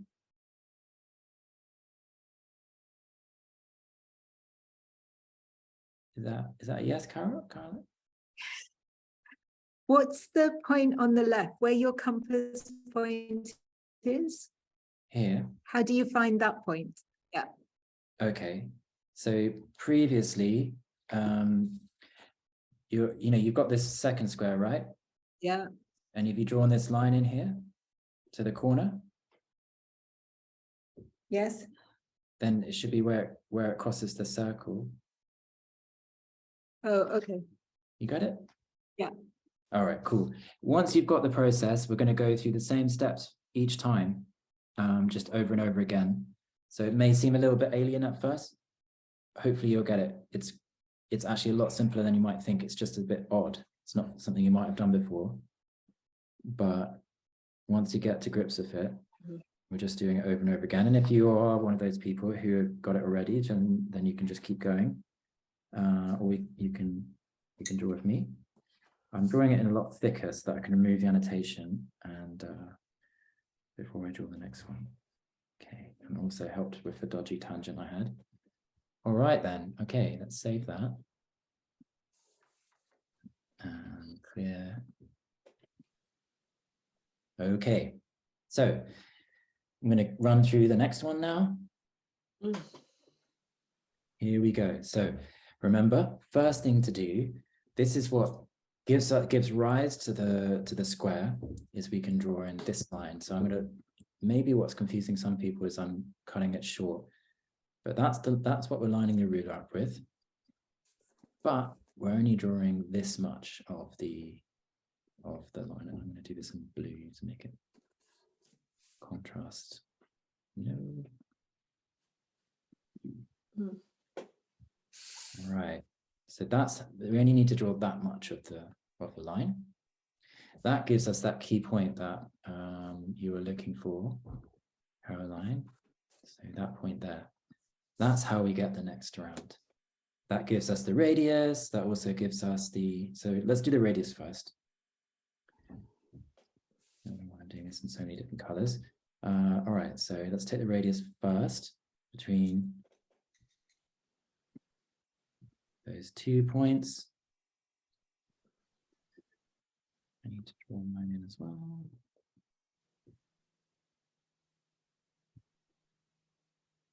All right, so once we have that radius, between the 2 pink points, I can place my compass in the center and draw in a circle. And you'll notice that these circles that we're drawing in the middle, they should be diminishing in size in quite a satisfying way. I can also use that radius to work out just how far I can draw my line.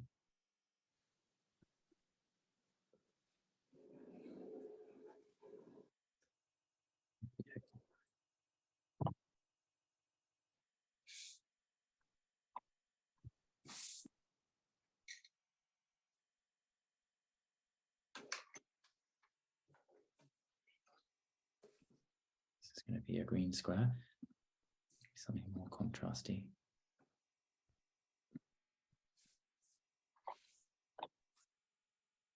Okay, and then remember, for the well, it's rotating at the moment, but we have for the other edge, we have a line parallel to the blue line that is always going to be there, and we know where it's going to end. I mean, isn't this wonderful that we have very few lines, but we're able to draw in each time. Again, stopping where the circle crosses. You have that point there where that diagonal crosses. And then we can just line up the next square with the center and with the circle. Draw that pink. And then what we need to do is draw a line between that point to finish off the square. And then we do it all over again. Okay, even no matter where you're at, even if you're a couple of squares behind, it's the same process. So like if you missed it this round, I'm just going to explain it all over again. I'm going to explain it maybe 3 times. And I hope you're enjoying this like I am. It's really, really amazing composition, right? So few lines and it just keeps evolving. It's amazing, really is. I feel so fortunate to have stumbled across this and to share it with you. I came across it as a graphic online somewhere, but it had no construction lines or anything. It was just the squares. And I was like, I know I could figure out how those squares diminish.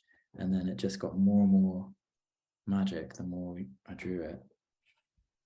Finding all these hidden tangents, especially with that these central concentric lines that occur.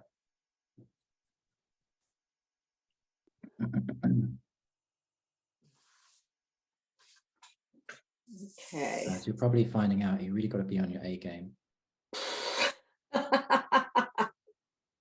Do you know that you're not muted, Caroline? Yeah.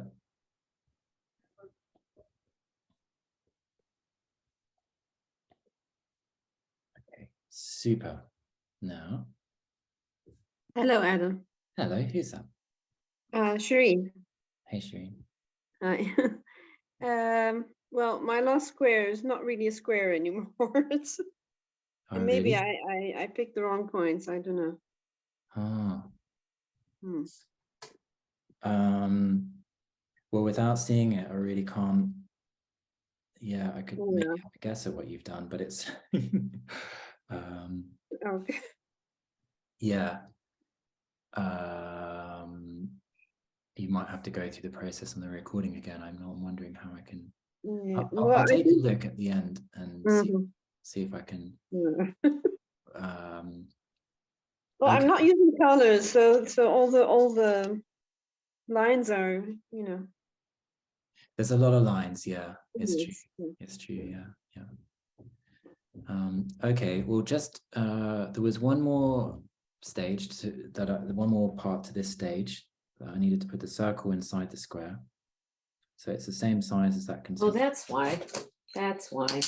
You haven't done that circle yet. Yeah. Oh, no.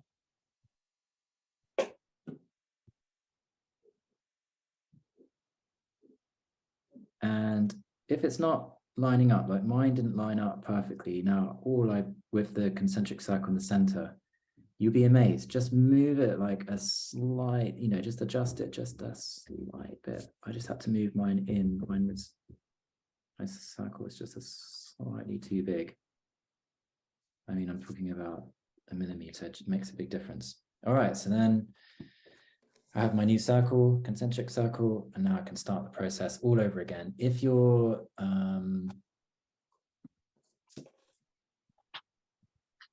ready to start the next stage, even if you're not on the square that I'm on. Here we go. All right. First stage, find the diagonal. Find that diagonal and find that diagonal. And I'm saving all these stages as I go. And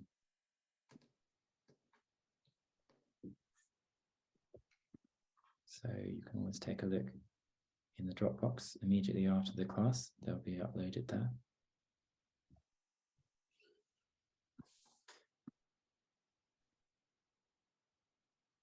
All right, so those two white lines, you can draw those in. It's whatever stage you're at, draw those two parallels in. Then you can also draw this line in, but it's an indeterminable length at the moment until I find that all-important radius. And that radius is between these 2 points.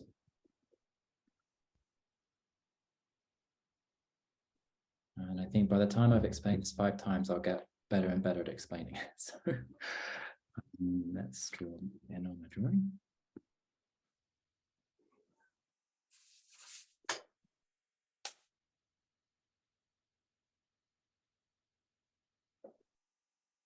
But I am glad that it's challenging some of you.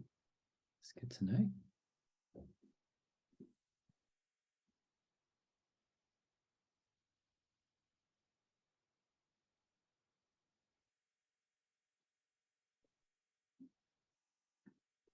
Adam, I was wondering, do we know the degree of rotation of these squares by any chance? Oh, I'd love to know. Any of you computery people?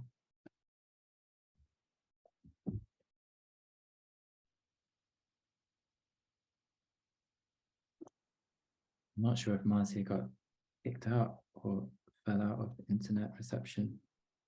If she was still there, she may be drawing this on.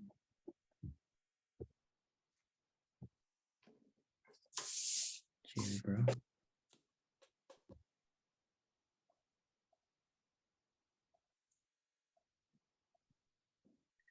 All right, okay, so I've caught up with my own annotation. Next stage is to draw in the circle. So you need to find for this square. So this is the circle that sits inside the square. It's also going to be drawn in the center where we have those diminishing circles. And I need to take that radius, which is given by the last square, which is marked on the annotation in purple. Place my compass in the center and draw another circle.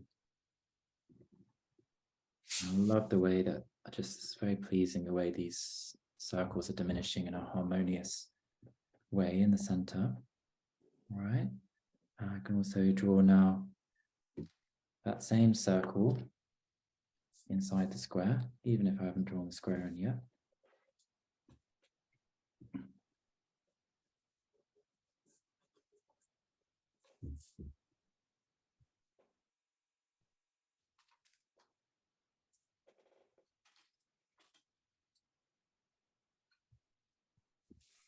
Oh.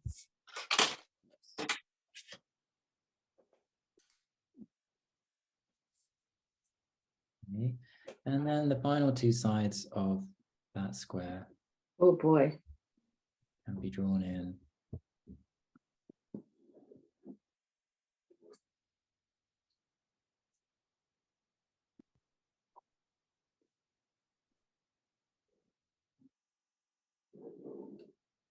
All right, so they're drawn in there. Mhm.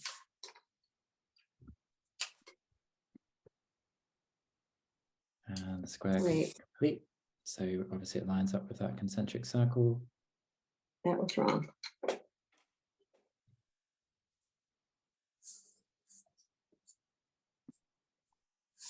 All right, so that's another square down. And Oh, who's that? Is that Shirley? I can hear you complaining. it probably was. Suddenly I'm way off. I think I drew that circle in the wrong place. I'm gonna look at this again. Okay, okay. Well, it's not, and the principles are simple. So do have another go, and you can just carry on wherever you're at. And I'm going to explain the process all over again. And if you know what you're doing, you can just mute me. Adam, I had a quick question. Yeah. As we keep diminishing the radius, the line, sorry, the line becomes smaller. So how do we maintain accuracy of angle as we're connecting such short distances? There's no third point to connect it to. Third point, you mean this point here? Yeah.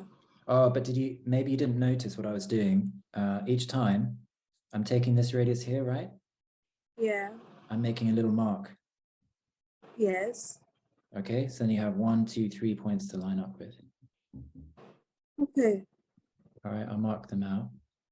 So you have 1, 2, 3. Okay. Got it. Thank you. Okay, great. Yeah, just making a little mark, little swing. It's true, because if you were just trying to line it up with these two, it would be a bit awkward, right? Yeah. Yeah. Okay.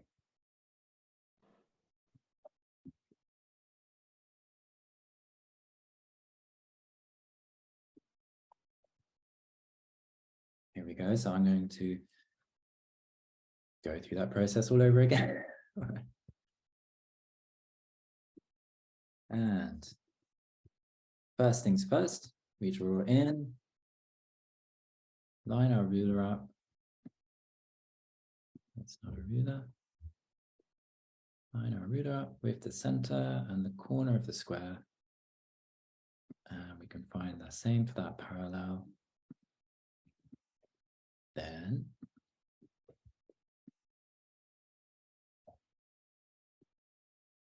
and draw not the whole thing, just to the circle, and the same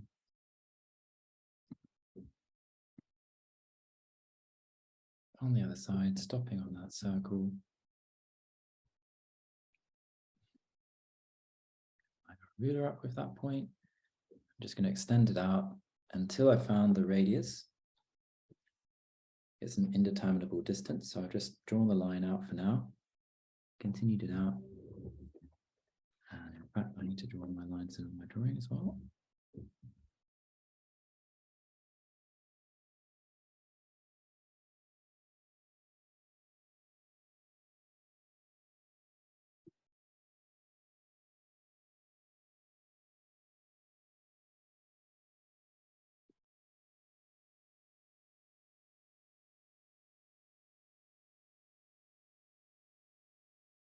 All right, so this is that point we were just discussing before. I can take that radius, which is the radius for the inside of the next square, spin it around. Gonna make a mark here so I know how far to draw my line. And then I'll use that radius to draw a circle inside the square and inside those diminishing concentric circles.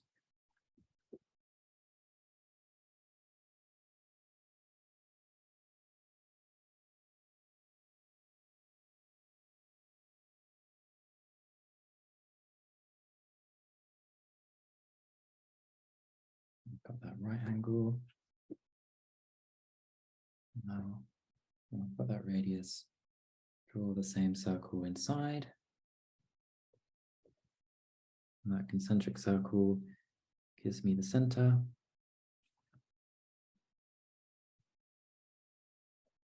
And this is asking a lot of the accuracy, so you may need to just adjusting your compass slightly. I'm just checking that it tangents the inside of the square in the very center before committing.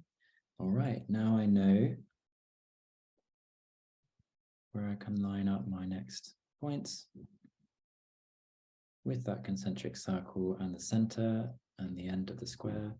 And then from that point, corner of the previous square and the outrigging point I'm marking in red right now, which we use the compass to determine, and get my next square.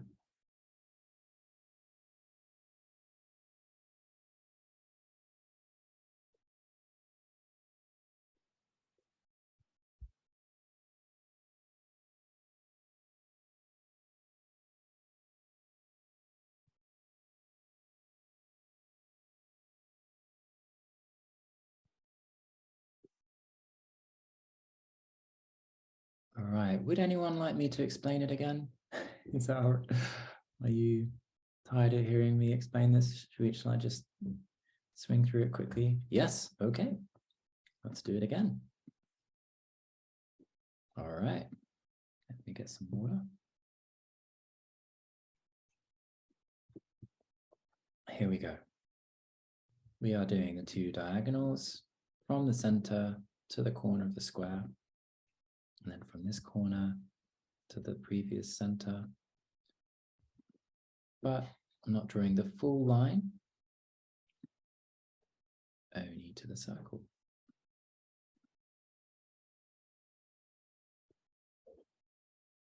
I've been doing lots of yoga classes, that's why I'm instructing you in this fashion. I think I'm picking up on it.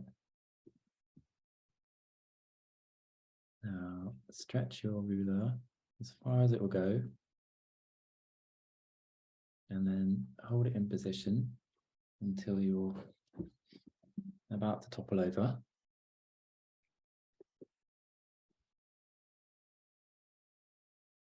Okay. Now open the legs of the compass until you're in absolute agony. All right. So then we line the ruler up with that point and stretch it out. And take the radius.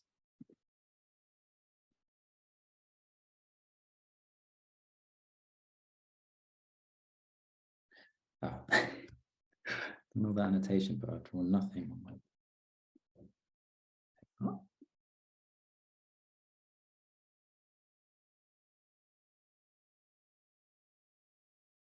What's very cool, if some of you have progressed further than where I'm at, you'll start to see that other things line up too from your previous squares. Let you discover that yourself.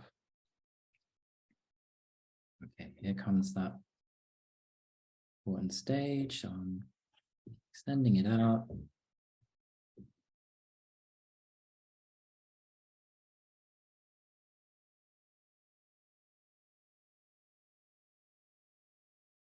Oops.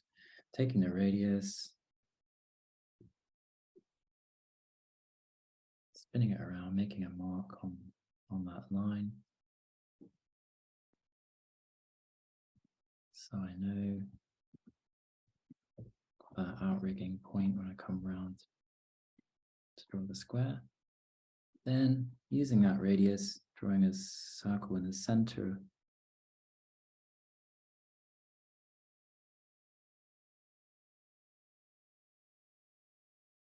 And a circle inside my square. Same radius. That concentric circle gives me the center of the square.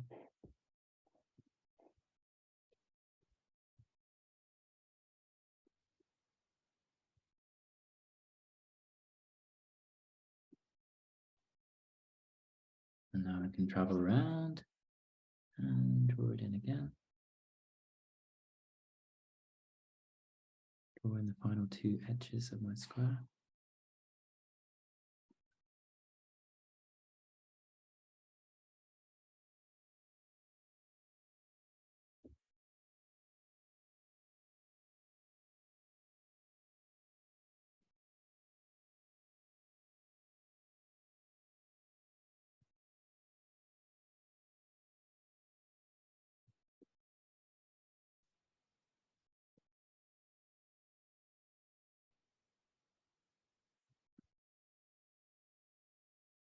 Those 3 points, 1, 2, 3, still lining up for now anyway.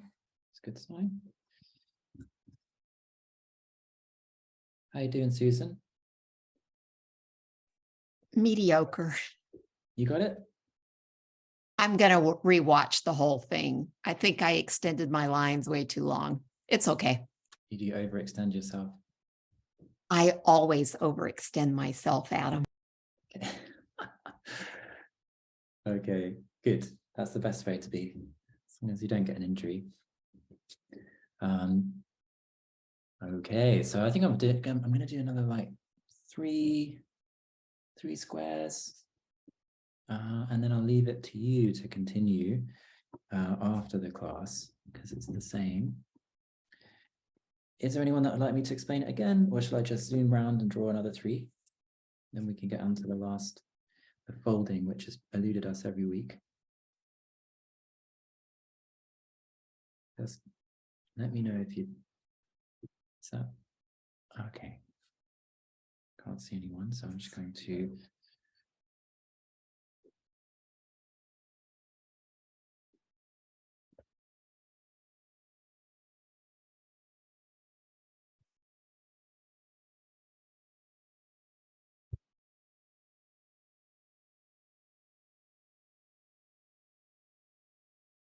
And it does start to get interesting when you have all of these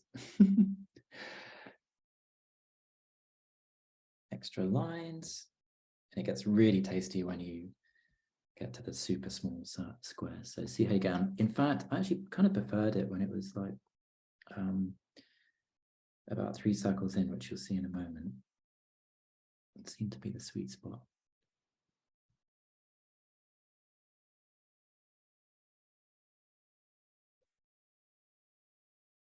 And about where I'm at now is where I started to get another interesting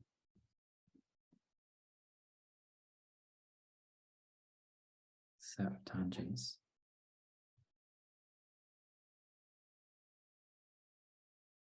This point out here is the first circle.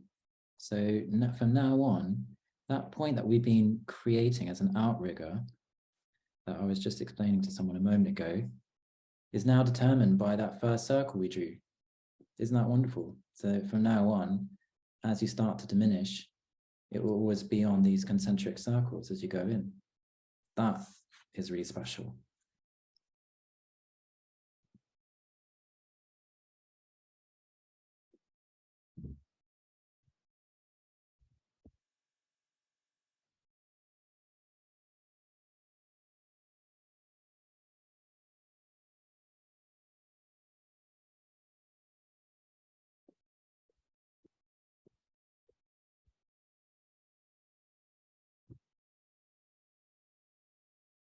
Let's put in that circle inside my square.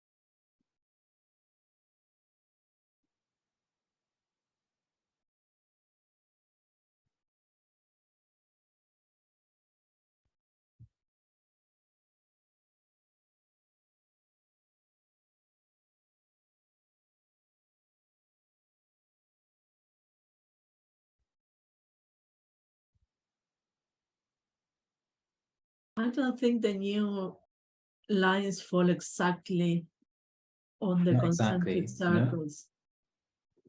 Are you doing it on the computer? Yeah, How far out are they? just a tiny bit out. Wow. On my drawing, they're lining up, but maybe that's just. How far out are they? Like a pencil width? Oh God, it's difficult to tell, but unless I'm doing something wrong, they're not on the. It's a couple of millimeters off. Really, a couple of millimeters. Well, I don't know. I'm doing it on the computer. It depends how big you are. Yeah. Well, this time around when I drew it, could you see them lining up? I don't know if these pencil lines are too faint. Yeah, they do line up. Yeah. It makes me wonder if I'm wrong. Okay. These computers. I know. Ruin all the fun. Sorry.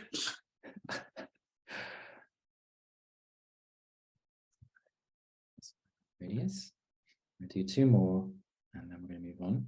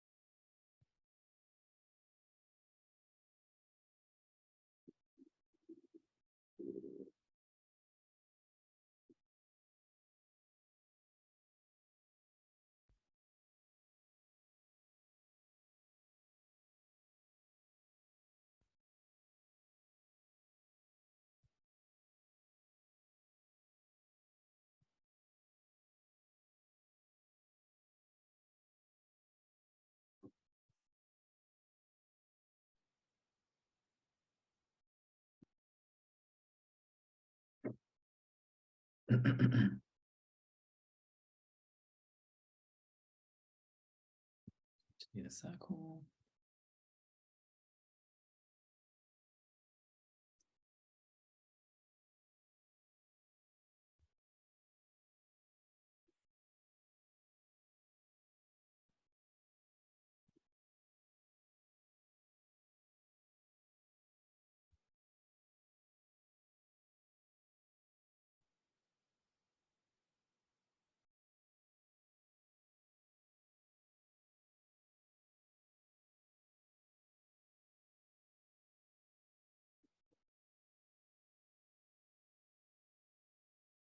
Is anyone out there having success? Often hear. Yeah, it's actually working really well, but you do have to adjust the compass a couple of millimeters, not millimeters, like a 1 or 2 at For the each. concentric circles. Yes, to make it really align. But so I think the reason it's not aligning on the computer is that in the computer you don't, right? You go with the previous point. There's no fudging it to make it align. Yeah. But it's still, I mean, it still works really well. Yeah. Given that I'm all still awake and up, so. Okay.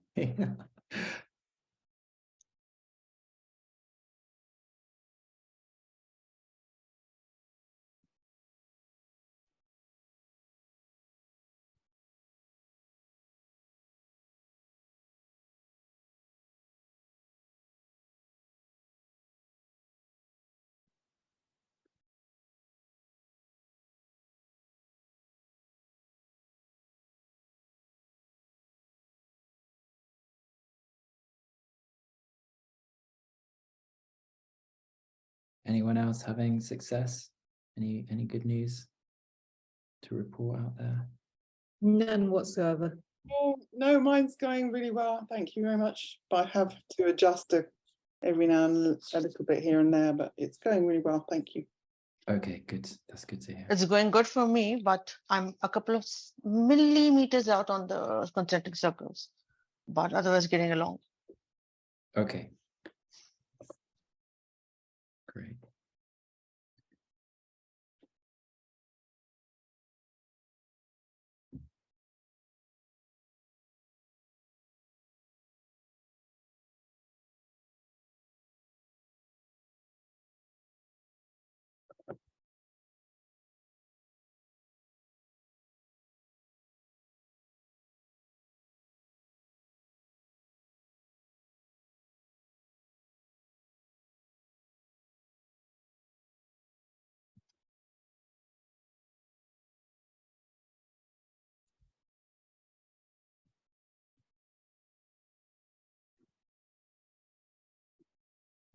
All right.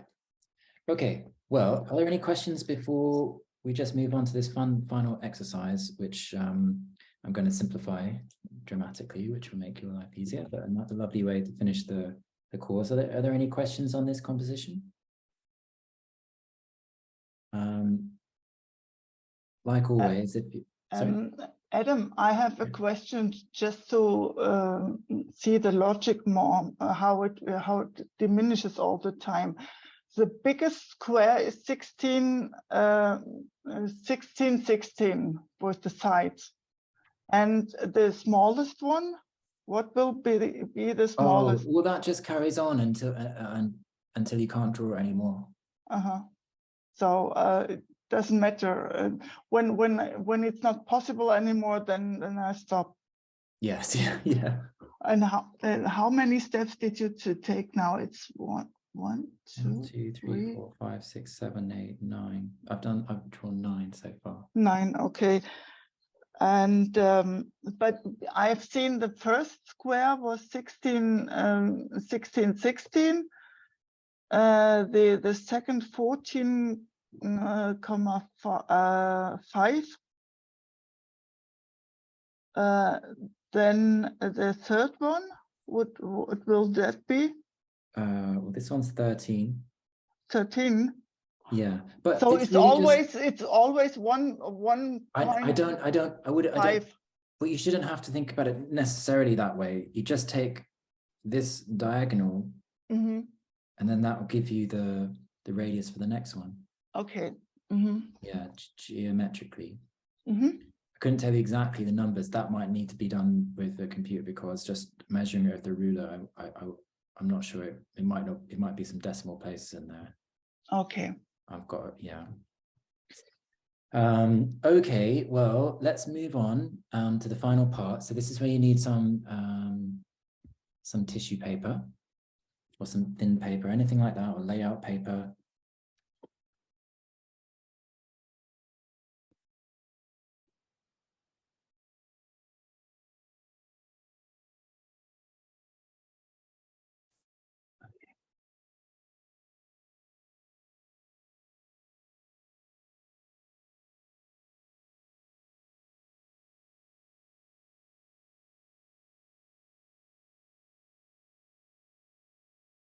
Right.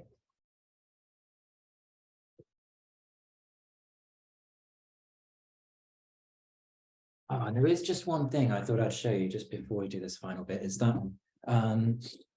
some people are asking about the diminishing, how to sort of decorate the diminishing polygons, and this is quite a fun way to do it. So just at this stage, I just divided each one into 6, and maybe we'll do this in the future. But anyway, this is just a very nice, I think maybe they call it Zentangle, but there's just a really clear geometric way to do it too, by taking these divisions here. And finding these divisions on the edges of the hexagon are quite easy, actually, because you can just line up your ruler with the opposing vertices, which will give you the divisions. Okay, but anyway, there's so many spirals we can draw. Let's do this little folding part. So you need your tissue paper. So I've just got some thin paper. It could be normal paper, that would be fine too, but the thinner the better, really. Now, what I had prepared for you was this. Initially, I wanted us to draw out, and if you want, you can take a screenshot of this, but I don't think there's time. I think we'll be doing this until late tonight if we go through another geometry stage. So I think we're going to choose an arbitrary triangle because it works with all triangles for now. But what I was going to do, which you could do in your own time, is to draw out, this is a golden rectangle, so you can always take a screenshot of this. But I think it'll take us like half an hour just to draw this out on the paper. So I'll take a screenshot as well and put it in there. So this is a golden rectangle. So I just divided up the circle into 5, and I thought it would be a nice rectangle to fold with, but this actually works with any kind of triangle. All right, so I can give you some measurements, but you can just play with this. And I really hope that you continue this afterwards because it's really good fun. All right, so this is by an origami artist called Tomoko Fuse. Tomoko Fuse, she wrote a book called Spirals, which I think is out of print. And yeah, so I think she worked with, you can create really interesting DNA spirals using this method too. There's so much you can do. All right then, so all I'm going to do is you can either cut yourself out an isosceles triangle or a right angle triangle. But you want to get the edges really nice because you don't want a sort of torn edge. All right, so I'm going to cut mine out. Like I say, I'm not actually making any kind of measurement for this. I'm just making it up. But if you did want to, my plan was to make it a golden one, but I think it would take too long at this stage. All right, so I'm cutting it out with a knife. I'm not tearing it because it doesn't look as good if it's got a frayed edge. And I'm going to let's make 2.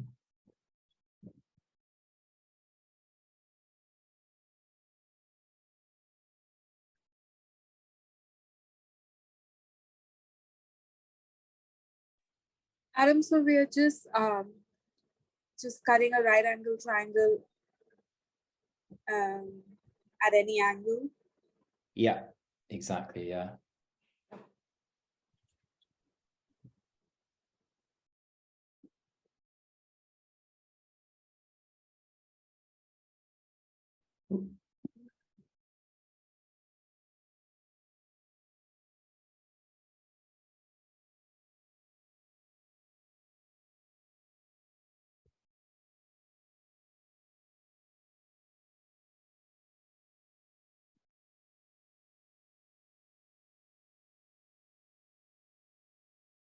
All right.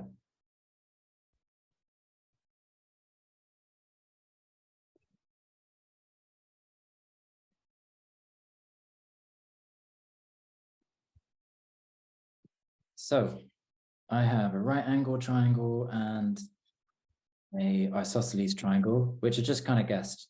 All right, and it always works, which is really fun. So I have these 2 triangles. Next thing I need to do is get a piece of cardboard.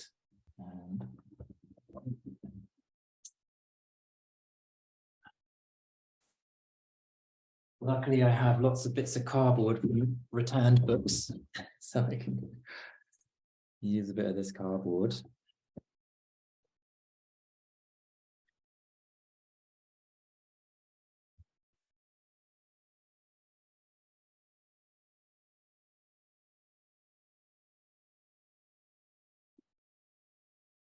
All right, now, what I want to do, I just want to make sure that this little triangle that I'm going to use as a template to create my spiral is the same width as my triangle. So I'm just going to put that on there.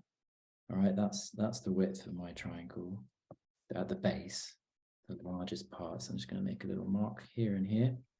I know that's the measurement and great. Now, there's another angle in here. I am just going to make it like, well, if you can see, the height of my piece is about 24, like 9 inches. And I'm going to make the height of this triangle about 1 inch. Like I say, you don't want to make it too, like I say, this is sort of arbitrary measurements, but this doesn't want to be too thick. So something proportional to what I'm working with will work fine. If this angle is really, this triangle is really big, you won't get such a satisfying spiral, but you'll always get a spiral. So don't worry, it will always work. It's just, it just looks a bit better if it's thin. It's more fastest to the spiral, so I'm cutting that out.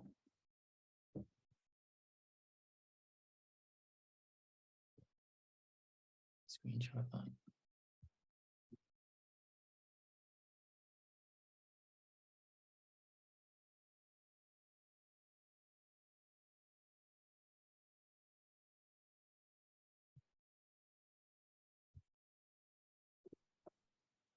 All right. Now you only need one of these triangles, but I'm just showing you with two. So these are here I've got my 3 components, and you can see that it doesn't matter if this triangular piece is wider. So this will still work on this one. It just can't be smaller than the bottom. All right. So this little template here will work for both. All right. I'm just going to grab a piece of a glass of water, and this will give you excuse me, a chance to catch up. Excuse me.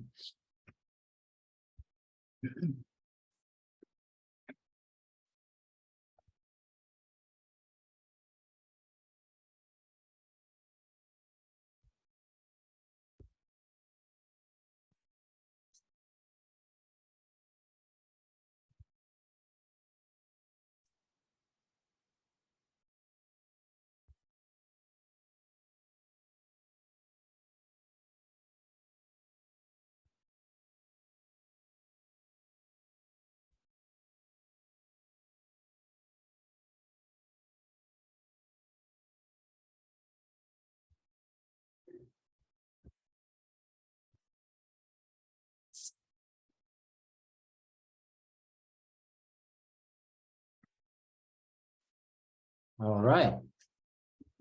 Okay, then. I might just give you 1 more minute to do that. And while you're doing that, I'm going to show you something very cool, which is this. So for those of you who are interested in your 3-dimensional geometry, I've drawn a golden proportion rectangle on a piece of cardboard, as you can see here. And then I've just cut out the same rectangle 3 times. And I've slotted them all together. So there you can see the spiral. Slotted them all together. And then from those points, I can line them up to create an icosahedron. So that just shows some of the golden proportion relationships to 3-dimensional shapes. Okay, here we go. Right, so it's such a simple process, but it's wonderful. I'm going to start with my, got a bit of water in there. Let's start with my right angled triangle. Actually, in fact, because I've got water in there, I'm forced to use my equilateral. Here we go. So if your template just has to be longer than the width of your paper, right? So it just has to this distance, and it will work fine. So I'm going to line up the template with my paper, and I'm going to fold the paper over the template.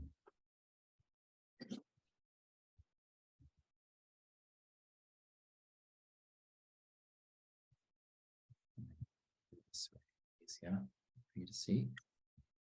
Okay, so I'm lining it up, folding the paper over and folding it. You kind of fold it once on the template, then I tend to remove the template and fold it again because the template does inhibit the fold a little bit. Okay, then next stage, this is the only really thing you need to know. You reverse the template. Okay, so as in you turn it so that the point's facing the opposite direction. Points facing the opposite direction. Line up the edge again and fold it again.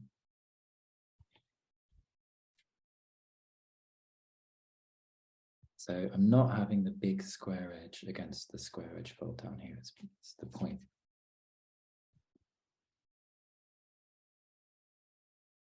Fold that again. Can you, Adam, could you just start that first fold again? I missed it. Okay. All right. I'm going to unravel it.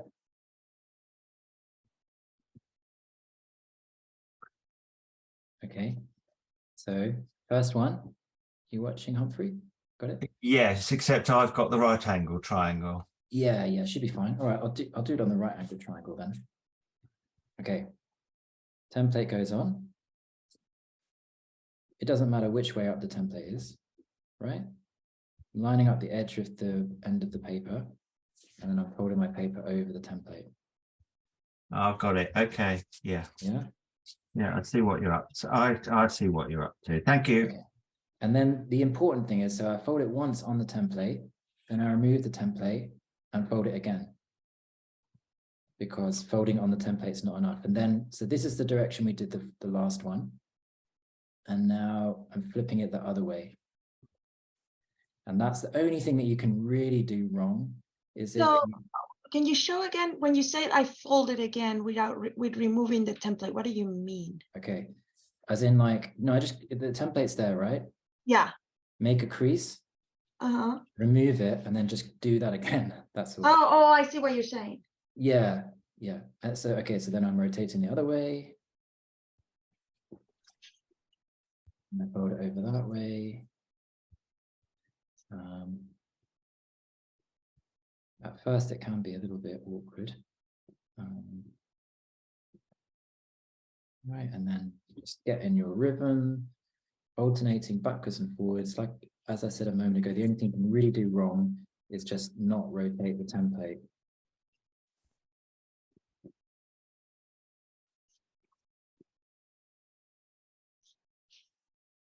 I'm just going to keep going. It really might take like 10, 15 folds before you really start to see anything interesting happening. Adam, in making your template, I know the one side's a right angle, and then what was the base of that triangle? Like, I'm not sure what the angle is that I'm supposed to be cutting out. The template? Yeah, the template in your hand there. Yeah, I just made it up. So I made that about 1 inch. So just make it sort of like, you know, if your height is about, 9 inches, I've made it about 1 inch. Okay, thank you. Yeah. So like I was going to do a diagram with you to draw it all out, but I think it would take us an hour. So that's why we just, because it kind of works with anything. So if you want to have another go and make, something more proportional, then you can, but this just works for everything. The other thing, guys, that remember you need to do is that you see how obviously like immediately the template is, we no longer need the full length of the template. I'm always lining the point up. Okay, it's not like, it's never going to be like this. No. It's always going to be the point, right? That's another mistake I forgot to tell you about. So I'm reversing it and lining up the point, starting from the point of your template.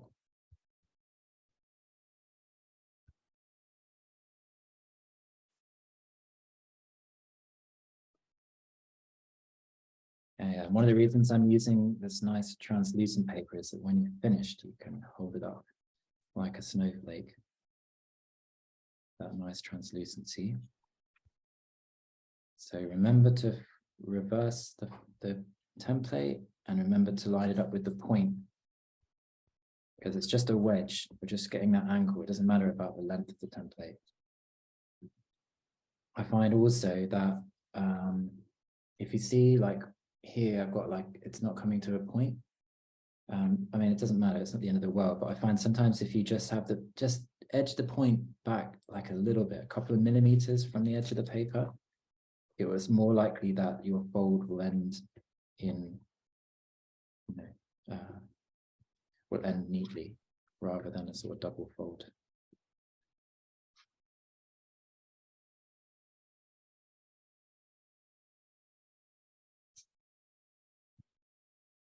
I'm sorry to ask you again. Oh, Jen, sorry. oh, sorry. Go ahead. No, that I just was gonna say mine. I've been just folding all on the same angle, and I'm seeing that you're actually forming a spiral. So I definitely mess up the instructions, but yeah. So I think if you got to just swap the, the template. So can you see the points going one way? yes. Then I swap it and it goes the other way.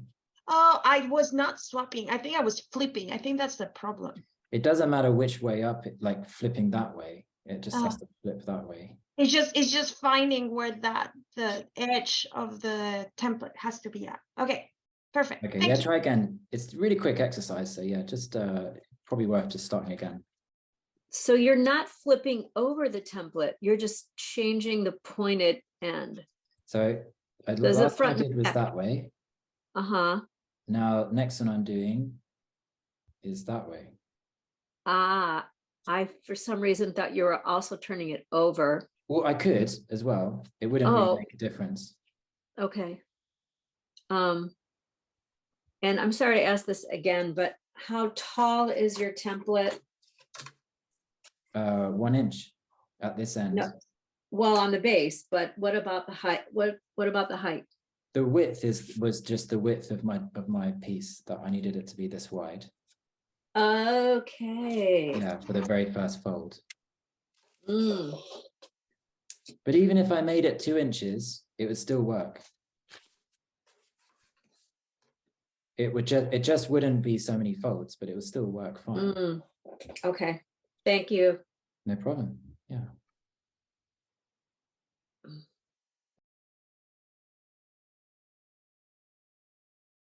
Is it working for anyone? Yeah, thank you. Great. Okay. Good. Good. Cool, Masha. Great. Okay, that's good news. Yeah, and definitely do some experimenting because it makes a big difference. You just change, either the template or the paper that you start with. It makes a massive difference. Sorry? It turned out really great. Is it turning out good? Yeah. Okay, good. Can you see it? I can only just barely hear you. Okay, all right. Sounds like you're really far away. But that's good news.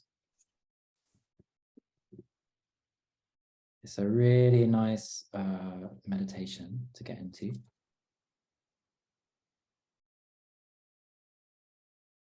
I always find, every time I do it, I always get one where I fold it the same way twice. So just sometimes you've got to, something looks a bit wrong and you've got to go back a couple of stages because you folded it twice in the same direction. So that does happen.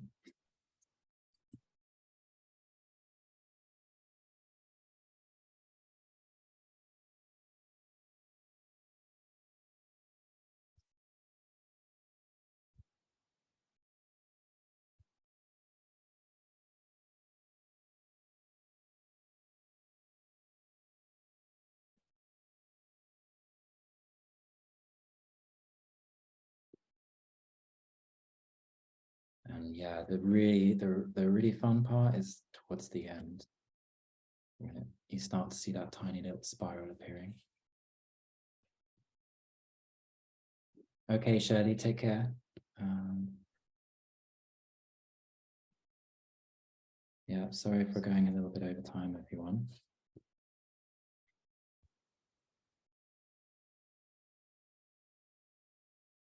This one, really little fingers come in handy. I'd love to see, you know, I'm sure if this was done with color paper too, really beautiful. And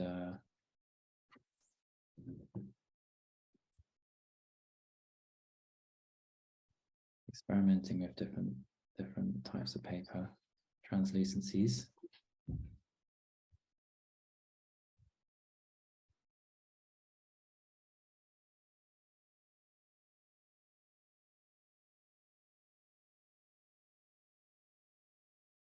After it's finished, I find if you can put it in a book or something like that, it makes a real difference. Just to really plan it out well. Adam, I'm just wondering, I'm done, but mine didn't spiral like that. Yeah, that's what I Was was it- saying. It can spiral in all kinds of forms, right? You can have a spiral like, Does that look okay? Maybe it's the length of the paper that I have. I can't see you. Oh, sorry. Let's see where you are. Might have to wait until we finish in a moment, if that's all right. Sure.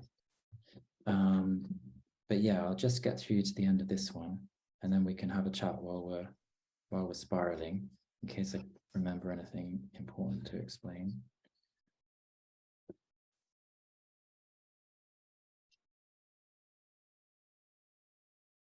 Yeah, well done, everyone. It's been a real pleasure. If I know some of you are heading out because it's 6 o'clock now, but it's been an absolute pleasure to spend these weeks with you and draw again online and meet up. It's been a real joy.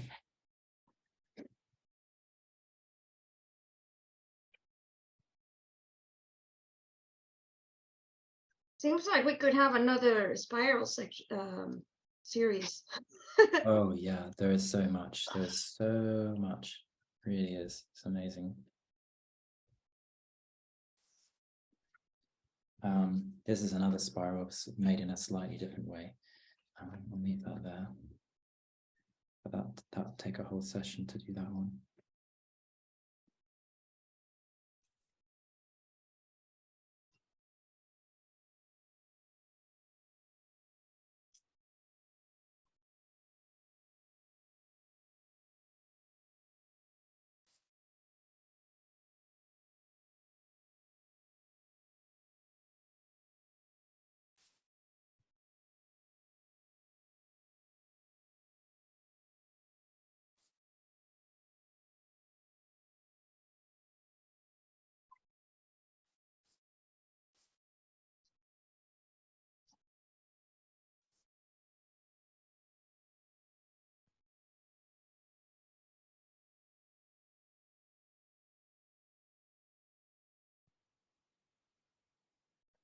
Okay, well, I think you guys understand the principle now, and my one's getting very small.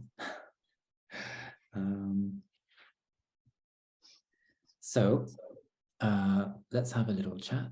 Is there anything you want to ask me before I remove the screen that I'm sharing?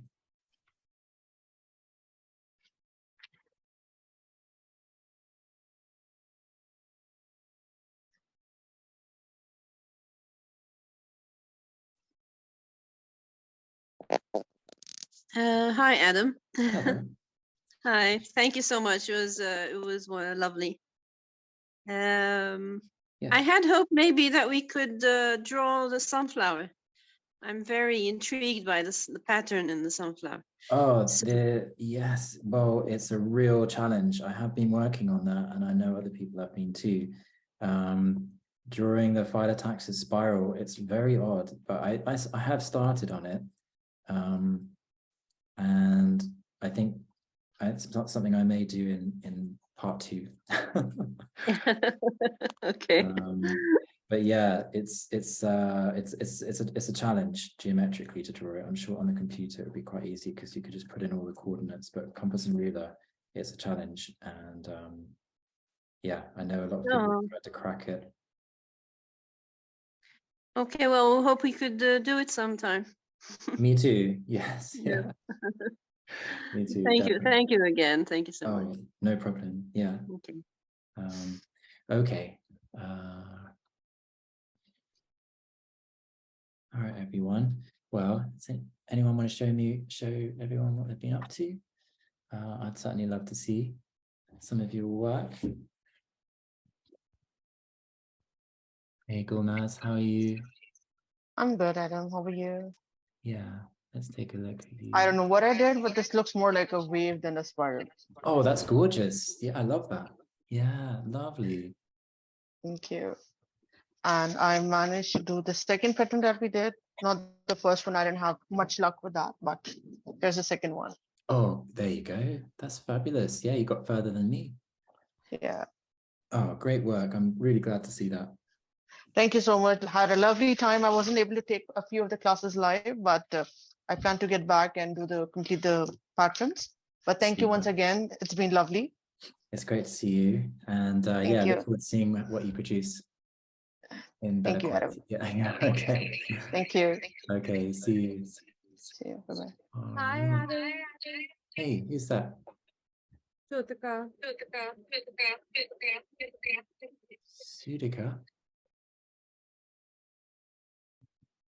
I can't see you, but you had a very nice fractal echo going on there. Oh, is it Fatima? How are you doing? Oh, how are you doing? I can see that you're holding something. Let's have a look if I can spotlight you. Here, yeah. Okay, wonderful, great. Is that with tracing paper? Yeah, and I loved how I could see it progressing because the paper was translucent. Yeah, yeah. So Oh, really great. That enjoyed works it, really well. and Yeah. it's really gorgeous. Thank you so much for such a wonderful, inspiring class. Okay, good. How did you get on with the drawing? I joined late. I Oh, I tend to, see. yeah, I had to put my son to sleep, so I got late. I'll do it with the recording later. Okay, okay. Great. Thank you. Okay. Nice to see you. Great. Nice little folding Nice there. to see you. Thank you for such a wonderful class. Oh, it's my pleasure. It's been a real pleasure. Adam, I managed to get the fractal echo off. So Okay, great. Let's have a look. Yay. Yeah. Fabulous. Well, So, you're working yeah, fast. I guess the Oh, you got a template really big triangle template. Yeah, yeah. big triangle. So I got this going several times. Yeah. Okay, okay. Yes. Nice. Works really well. So you could always just make a smaller template if you want to make a. And Oh, love great. Wow, so that. quick. I love the shading. Gorgeous. Yeah, I love this drawing. That's And, really nice and way to begin. I got successful to a point and then I've made an error, so I know I Yeah. have to start again. Okay, okay. Yeah, yeah. But- Well, don't leave it Yeah. too long while your head's still in the game. That's what I'd Yeah. recommend. Yeah, thank you. Okay.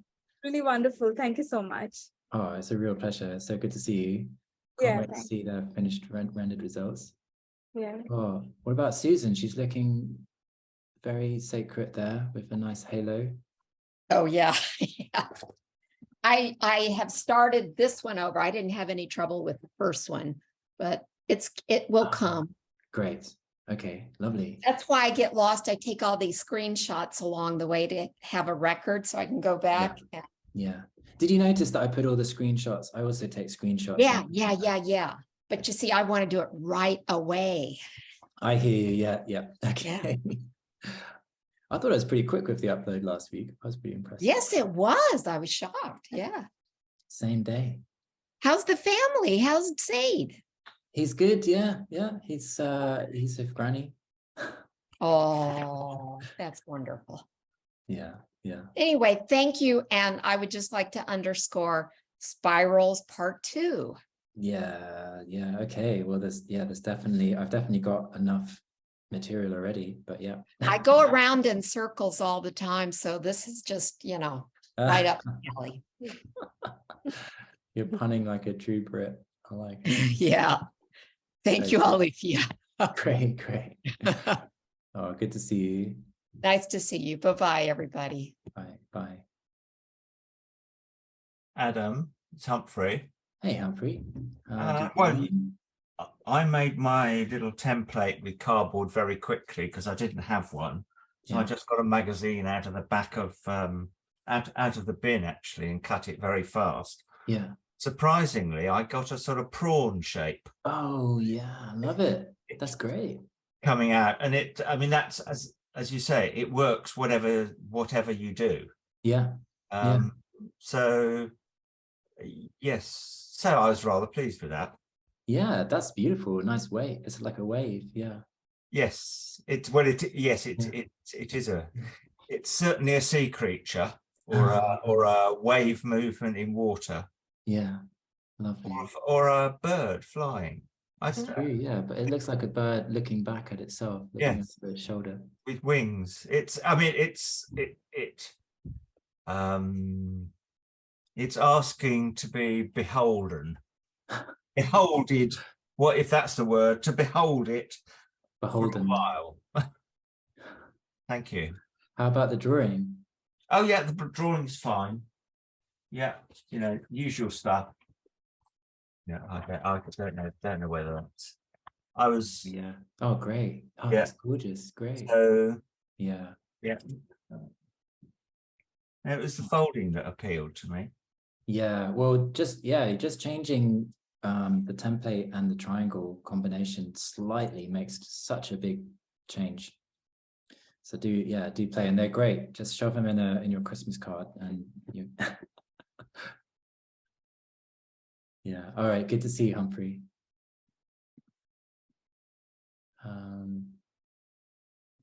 How's it going out there? Hey, Tanya. Hello. Hey. I had a prawn too. Okay. Or a wave. Lovely. And another one. Ah, yeah. Nice. It's starting to spiral in on itself. Yeah, it's not ready yet, but yeah. Yeah. It looks great. If you can get to the end, it's worth it. Yeah, but it's so little. Yeah, very fiddly. Yeah, my fingers are too big for that. Yeah. Well, if I can do it, you can do it. But I had some difficulty with the last drawing, with the accuracy. I don't know if you can see it good. Oh yeah, it looks good to me. Well, the circles are, well, they don't fit the squares, or the square don't fit the circle. So touching the first circle at number 8 or 9, they didn't do that at all. Okay, I see. So I have to do that again. Right. Yeah. I hear you. It's okay. Yeah. Well, it looks good. It looks good on the camera. You don't see all the how do you call it? Daylight when oh yeah things are not touching, but they shoot. That's why I use a really thick pen. Yeah, that makes it pen. Sweat streams. You never get that. Yeah, that's a good one. Yeah. Oh, but I want to thank you. It was a really nice series of lessons. I really liked it. Yeah. Okay, great. Well, it's great to see you too. Yeah. I like the way you teach. Oh, thank you. Thanks, that's so kind. Yeah. Okay. What else is going on out there? Hi, Adam. This is Pam. Pam. So I ended up with a bird. If I put both of my triangles, I actually have like a. Oh yes, that's great. Yeah, in perspective. Yeah. So so this is one, and then this is the other one. So I think like you said, any triangle and any template works, but you definitely can end with very different figures, right? So yeah. But I thought it was funny to put it like that, and then I end up with a bird with two wings. Oh, that's beautiful. I love it. Yeah, great. And then I arrived late, so I didn't do the first one, but can you see my? Oh, that's good. That looks really accurate. Yeah. Yeah, so I definitely think the color coding, or like even if it's just like in this case, I only made the diagonal lines blue. Yeah. And then I used the dark, the bold pencil for the squares, and then everything else was light. That helped. So I think when I do it back with the recording, I'm going to be using colors for the different lines. Yeah. Because it's easy to get lost. like you said, is once you get the process, you just keep going. Yeah. But it's finding those landmarks when you're starting that can I make it. hear you. Yeah. Yeah. And it's good if I think the second time round, when you know what's to come, you know where you need to be accurate. It makes a big difference. I was going to highlight that. I mean, I love how you teach and I love all the classes, but one thing that you did different today was showing us the destination for drawing, and that can make a big difference because you know what I mean? Like you showed us the all the squares going around. You said, this is what we're going to do now. Yeah. Kind of explained what was going to happen there with the centered circles. Then you remove that, and then we started with blank. But I already had in my head where we were heading. That is a good thing, you mean? Yeah, that's a great thing. Good. So because that was something we didn't do when we did the Padawan sequence. You had the slideshow at the beginning, so we knew that was one of the things that we were going to do, but we didn't have the right before drawing. Hey, this is what we're doing.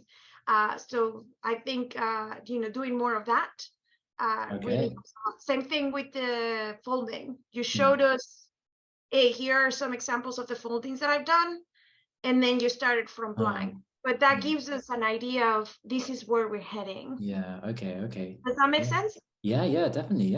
Yeah. It helps a lot with the highlighting the journey, I think. Okay. I love it. Okay. Then we get that with the recording, right? Because with the recording on the Padawan sequence, you can go back and then you're like, oh, okay, this slide is what I need. Yeah. So I printed out that slide and then I had it next to me, and it made a huge difference. I see. I get you. Yeah. Okay. Point taken. All right. Yeah. But this has been awesome. So we could do another spiral session. That'd be amazing. I thank you so much for making room for the online classes. I know it's nice to be back. Yeah, it's really nice to be back. I know you cannot do it as often as we were doing it in the pandemic. I don't think any of us could attend. No, it's true. Yeah. Because life is back. But just I think we'll keep it for special occasions and and it would be also it would be good if you do another spiral section, maybe add a session where we can show what we did from what we learned from the previous ones. True. Yeah, that's a good idea. Yeah. So anyway, thank you so much, Anna, and no problem. And I'm looking forward for another class next year. So okay, super. Okay. Thank you. All right, see you back. All right. Anyone else like to show what they've been up to before we head out? Hi, Adam. Hey, Swada. Hi. I don't know if you can see it or not. What is? Right. How can I show it? Yeah, that's beautiful. Oh, look at that. No. Gorgeous. This is a very small one, and because I prepared all kinds of this orange wrapping papers. Okay. So I was thinking we can make out of this, but this is too weak, and so this didn't work. But I will try to make this again. Looks like tracing paper work, so that's yeah. But it's too softy. It's and with drawing this went very good. It was very neat. I have wrong. It was easy somehow. Another one, two. Hey, oh well, you've really gone down. But I must say that the big help for me is this tool. And I must say everything goes much faster because I can always look on these parallels, and especially for these kinds of drawing, it helped really a lot. So it went very fast. And it was wonderful class, and all other last classes. Thank you so much. Oh, it's a real pleasure. Yeah, I'm also voting for another spiral sessions. Okay. Great. That's good. Thank you. Me too. I really enjoyed it too. Okay, thank you. Bye. Okay, see you. All right. Hi, Adam. Hey. I just thought that since you started the spiral classes and spirals kind of, you know, don't end, so I guess you're stuck with Oh, it's true. giving us It's gonna go on forever. Yeah. It's gonna go on forever. Yeah. Maybe we'll just have. So I don't think it's gonna stop at part 2. So you Okay. need to anticipate 3, 4, because it's a spiral. It's good. That's good to hear. Yeah. But it was really a lovely series. After the first class, I wasn't sure, like, I think I like geometry more. I think I like biomorphic more. I wasn't too much into the spiral, but after the first class, I got hooked as well. Yeah. It's the process of making them. It's just does something to your mind. Yeah. And I fared pretty well on the first one. I like the precision on this. Oh, But yeah. on the second one, I lost the precision like towards the end. I don't know if you can see. Okay, it looks fine to me, but maybe. Yeah. Oh, I But see the the last circle one- popped out the top a bit. Yeah, only on the last one. So only on one side. It tangent the 3, but not Yeah. the 4th. So I gotta figure out what happened there. Yeah. But it was fun. Thank you. Yeah. Oh, Sad to see the series end. I know, me It's too. that day today. Yeah, it's been great. It's been just like on my mind all the time the last month. Thank you. Yeah, all right, good to see you. Can I One ask question, one sorry. question? Yeah, sorry, Tanya. I was just gonna say the question is, what are we supposed to use the string for? Oh, you missed that part. We drew a spiral at the beginning. Yeah. Okay. All right. Sorry. Sorry, Tanya, your turn. Yeah, I have a question about the template. Does it need always a square 90 degrees? 90 degrees. Not square? really, no. No? Just any kind of triangle you can use as long as it's just so long it's more of a wedge than a triangle. Yeah. Okay. So as long as it's wider than the bottom of the page. Yeah. Okay. Thank you. No problem. Yeah. How about you, Ari? How you getting on over there? Hey, Adam. Hey. Really good. This was so fun. Oh, good. Yeah, good to spend the Sundays with you again. I'm gonna miss when you have to quit doing them. But it sounds like you're teasing some more sessions coming up. So looking forward to that. Gorgeous. Look at that. Yeah. Yeah. Working on a second one now, but you know what they look like. Yeah. Okay, great. How'd you get on with the drawing? Have you been doing it on the computer too? And Well, I do it all by hand first.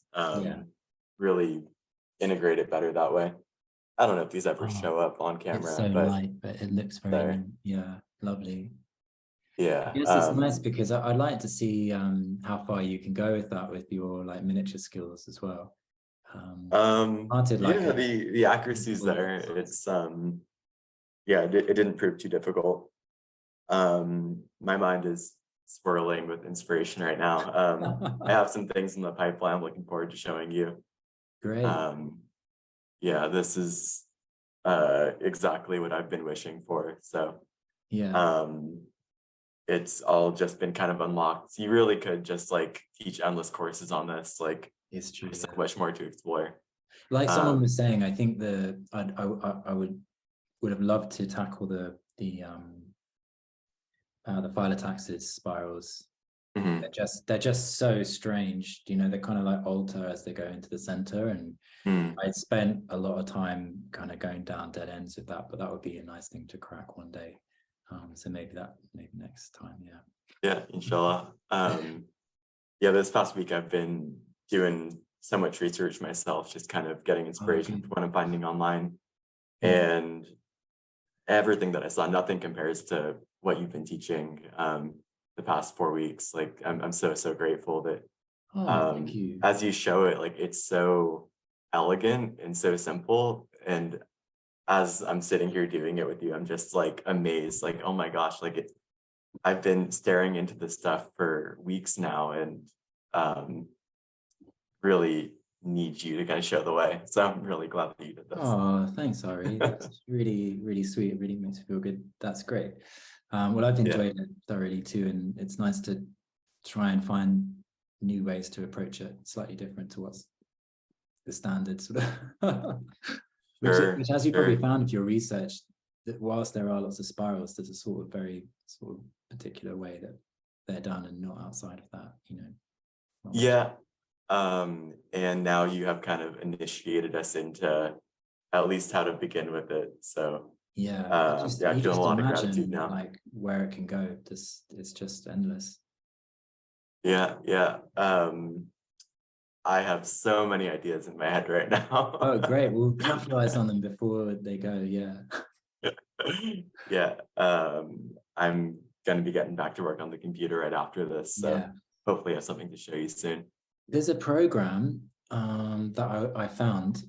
So I'm not fantastic on the computer, but I was using it. You know, we were talking about the Drosk patterns. Yeah, I've been looking at them. There's a program where you can create them, right? So what I did was there used to be a program on Illustrator, but it's redundant now.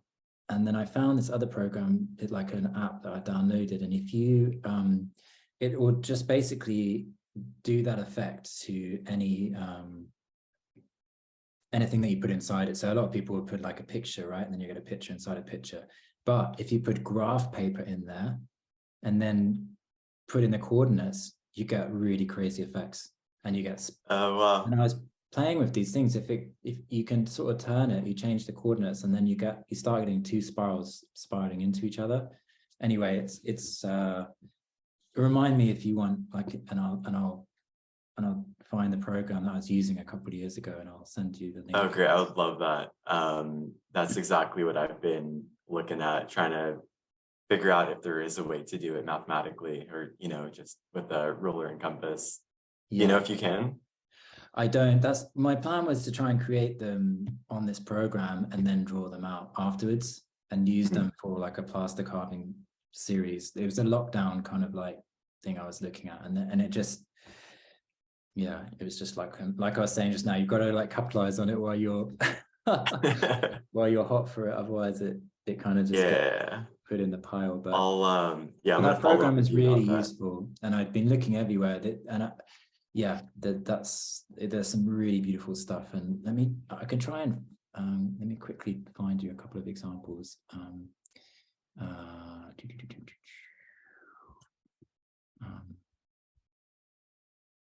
of what I was doing.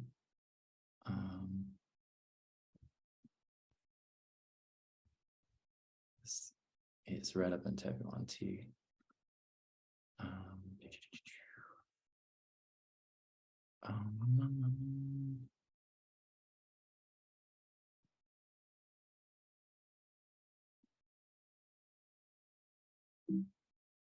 Okay, can you see these? Yeah. This was the program that I was working with. Maybe some of them will. There you go. Can you see Incredible. Really crazy stuff. I like the two spirals though, because they, but anyhow,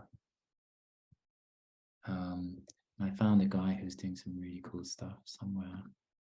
Where was he? This stuff. This is really. Yep, I came across these. Yeah. You found this guy? Well, I found these pictures. Yeah, it's one particular guy, and I did actually send him an email, but he never got back to me. This is like 2 years ago, 3 years ago. And I came across, I forgot the name of who wrote it, but there's like books on like magnetism and everything from, I'm assuming like the 1800s or something. Yeah. So, I mean, they had a way of doing this stuff before computers. Yeah. And even like Escher has a lot of interesting spiral drawings. I have no idea how he did them. Yeah. It's true. I've got a whole collection of those old shipping drawings, and like, really strange astrological conal spirals. That's what's giving me hope right now. I think they a lot found of a that way, stuff, we can. done with like right angles and other like slide rules as well. So let's, yeah, like Swad was using. Well, I am definitely going to follow up with you about that software. Again, it's exactly what's been on my mind recently. So I'm glad you brought it up. Yeah, well, I think you'd probably do a lot better job than me, but yeah. To be determined, we'll see. But yeah, again, so inspired right now. I gotta kind of capture it while it presents itself. Yeah, yeah. All right, well, that's so exciting to see, and I can't wait to see what people share or post, and because it's always a bit hard to see the images on people's screens, but like when I see that, you can really make out the details. So look forward to seeing whatever you share, and on social media or Instagram, or email. And yeah, it's been such a pleasure, and I'm going to miss you guys. Hopefully see you in a couple of weeks, or see you in the next Spiral series, or see you somewhere. If I come to visit you or you visit me. Have a wonderful festive period and keep spiraling up. All right, bye-bye everyone. Bye. Bye, thank you. So much, Adam. Bye. Bye-bye. Salam. Thank you.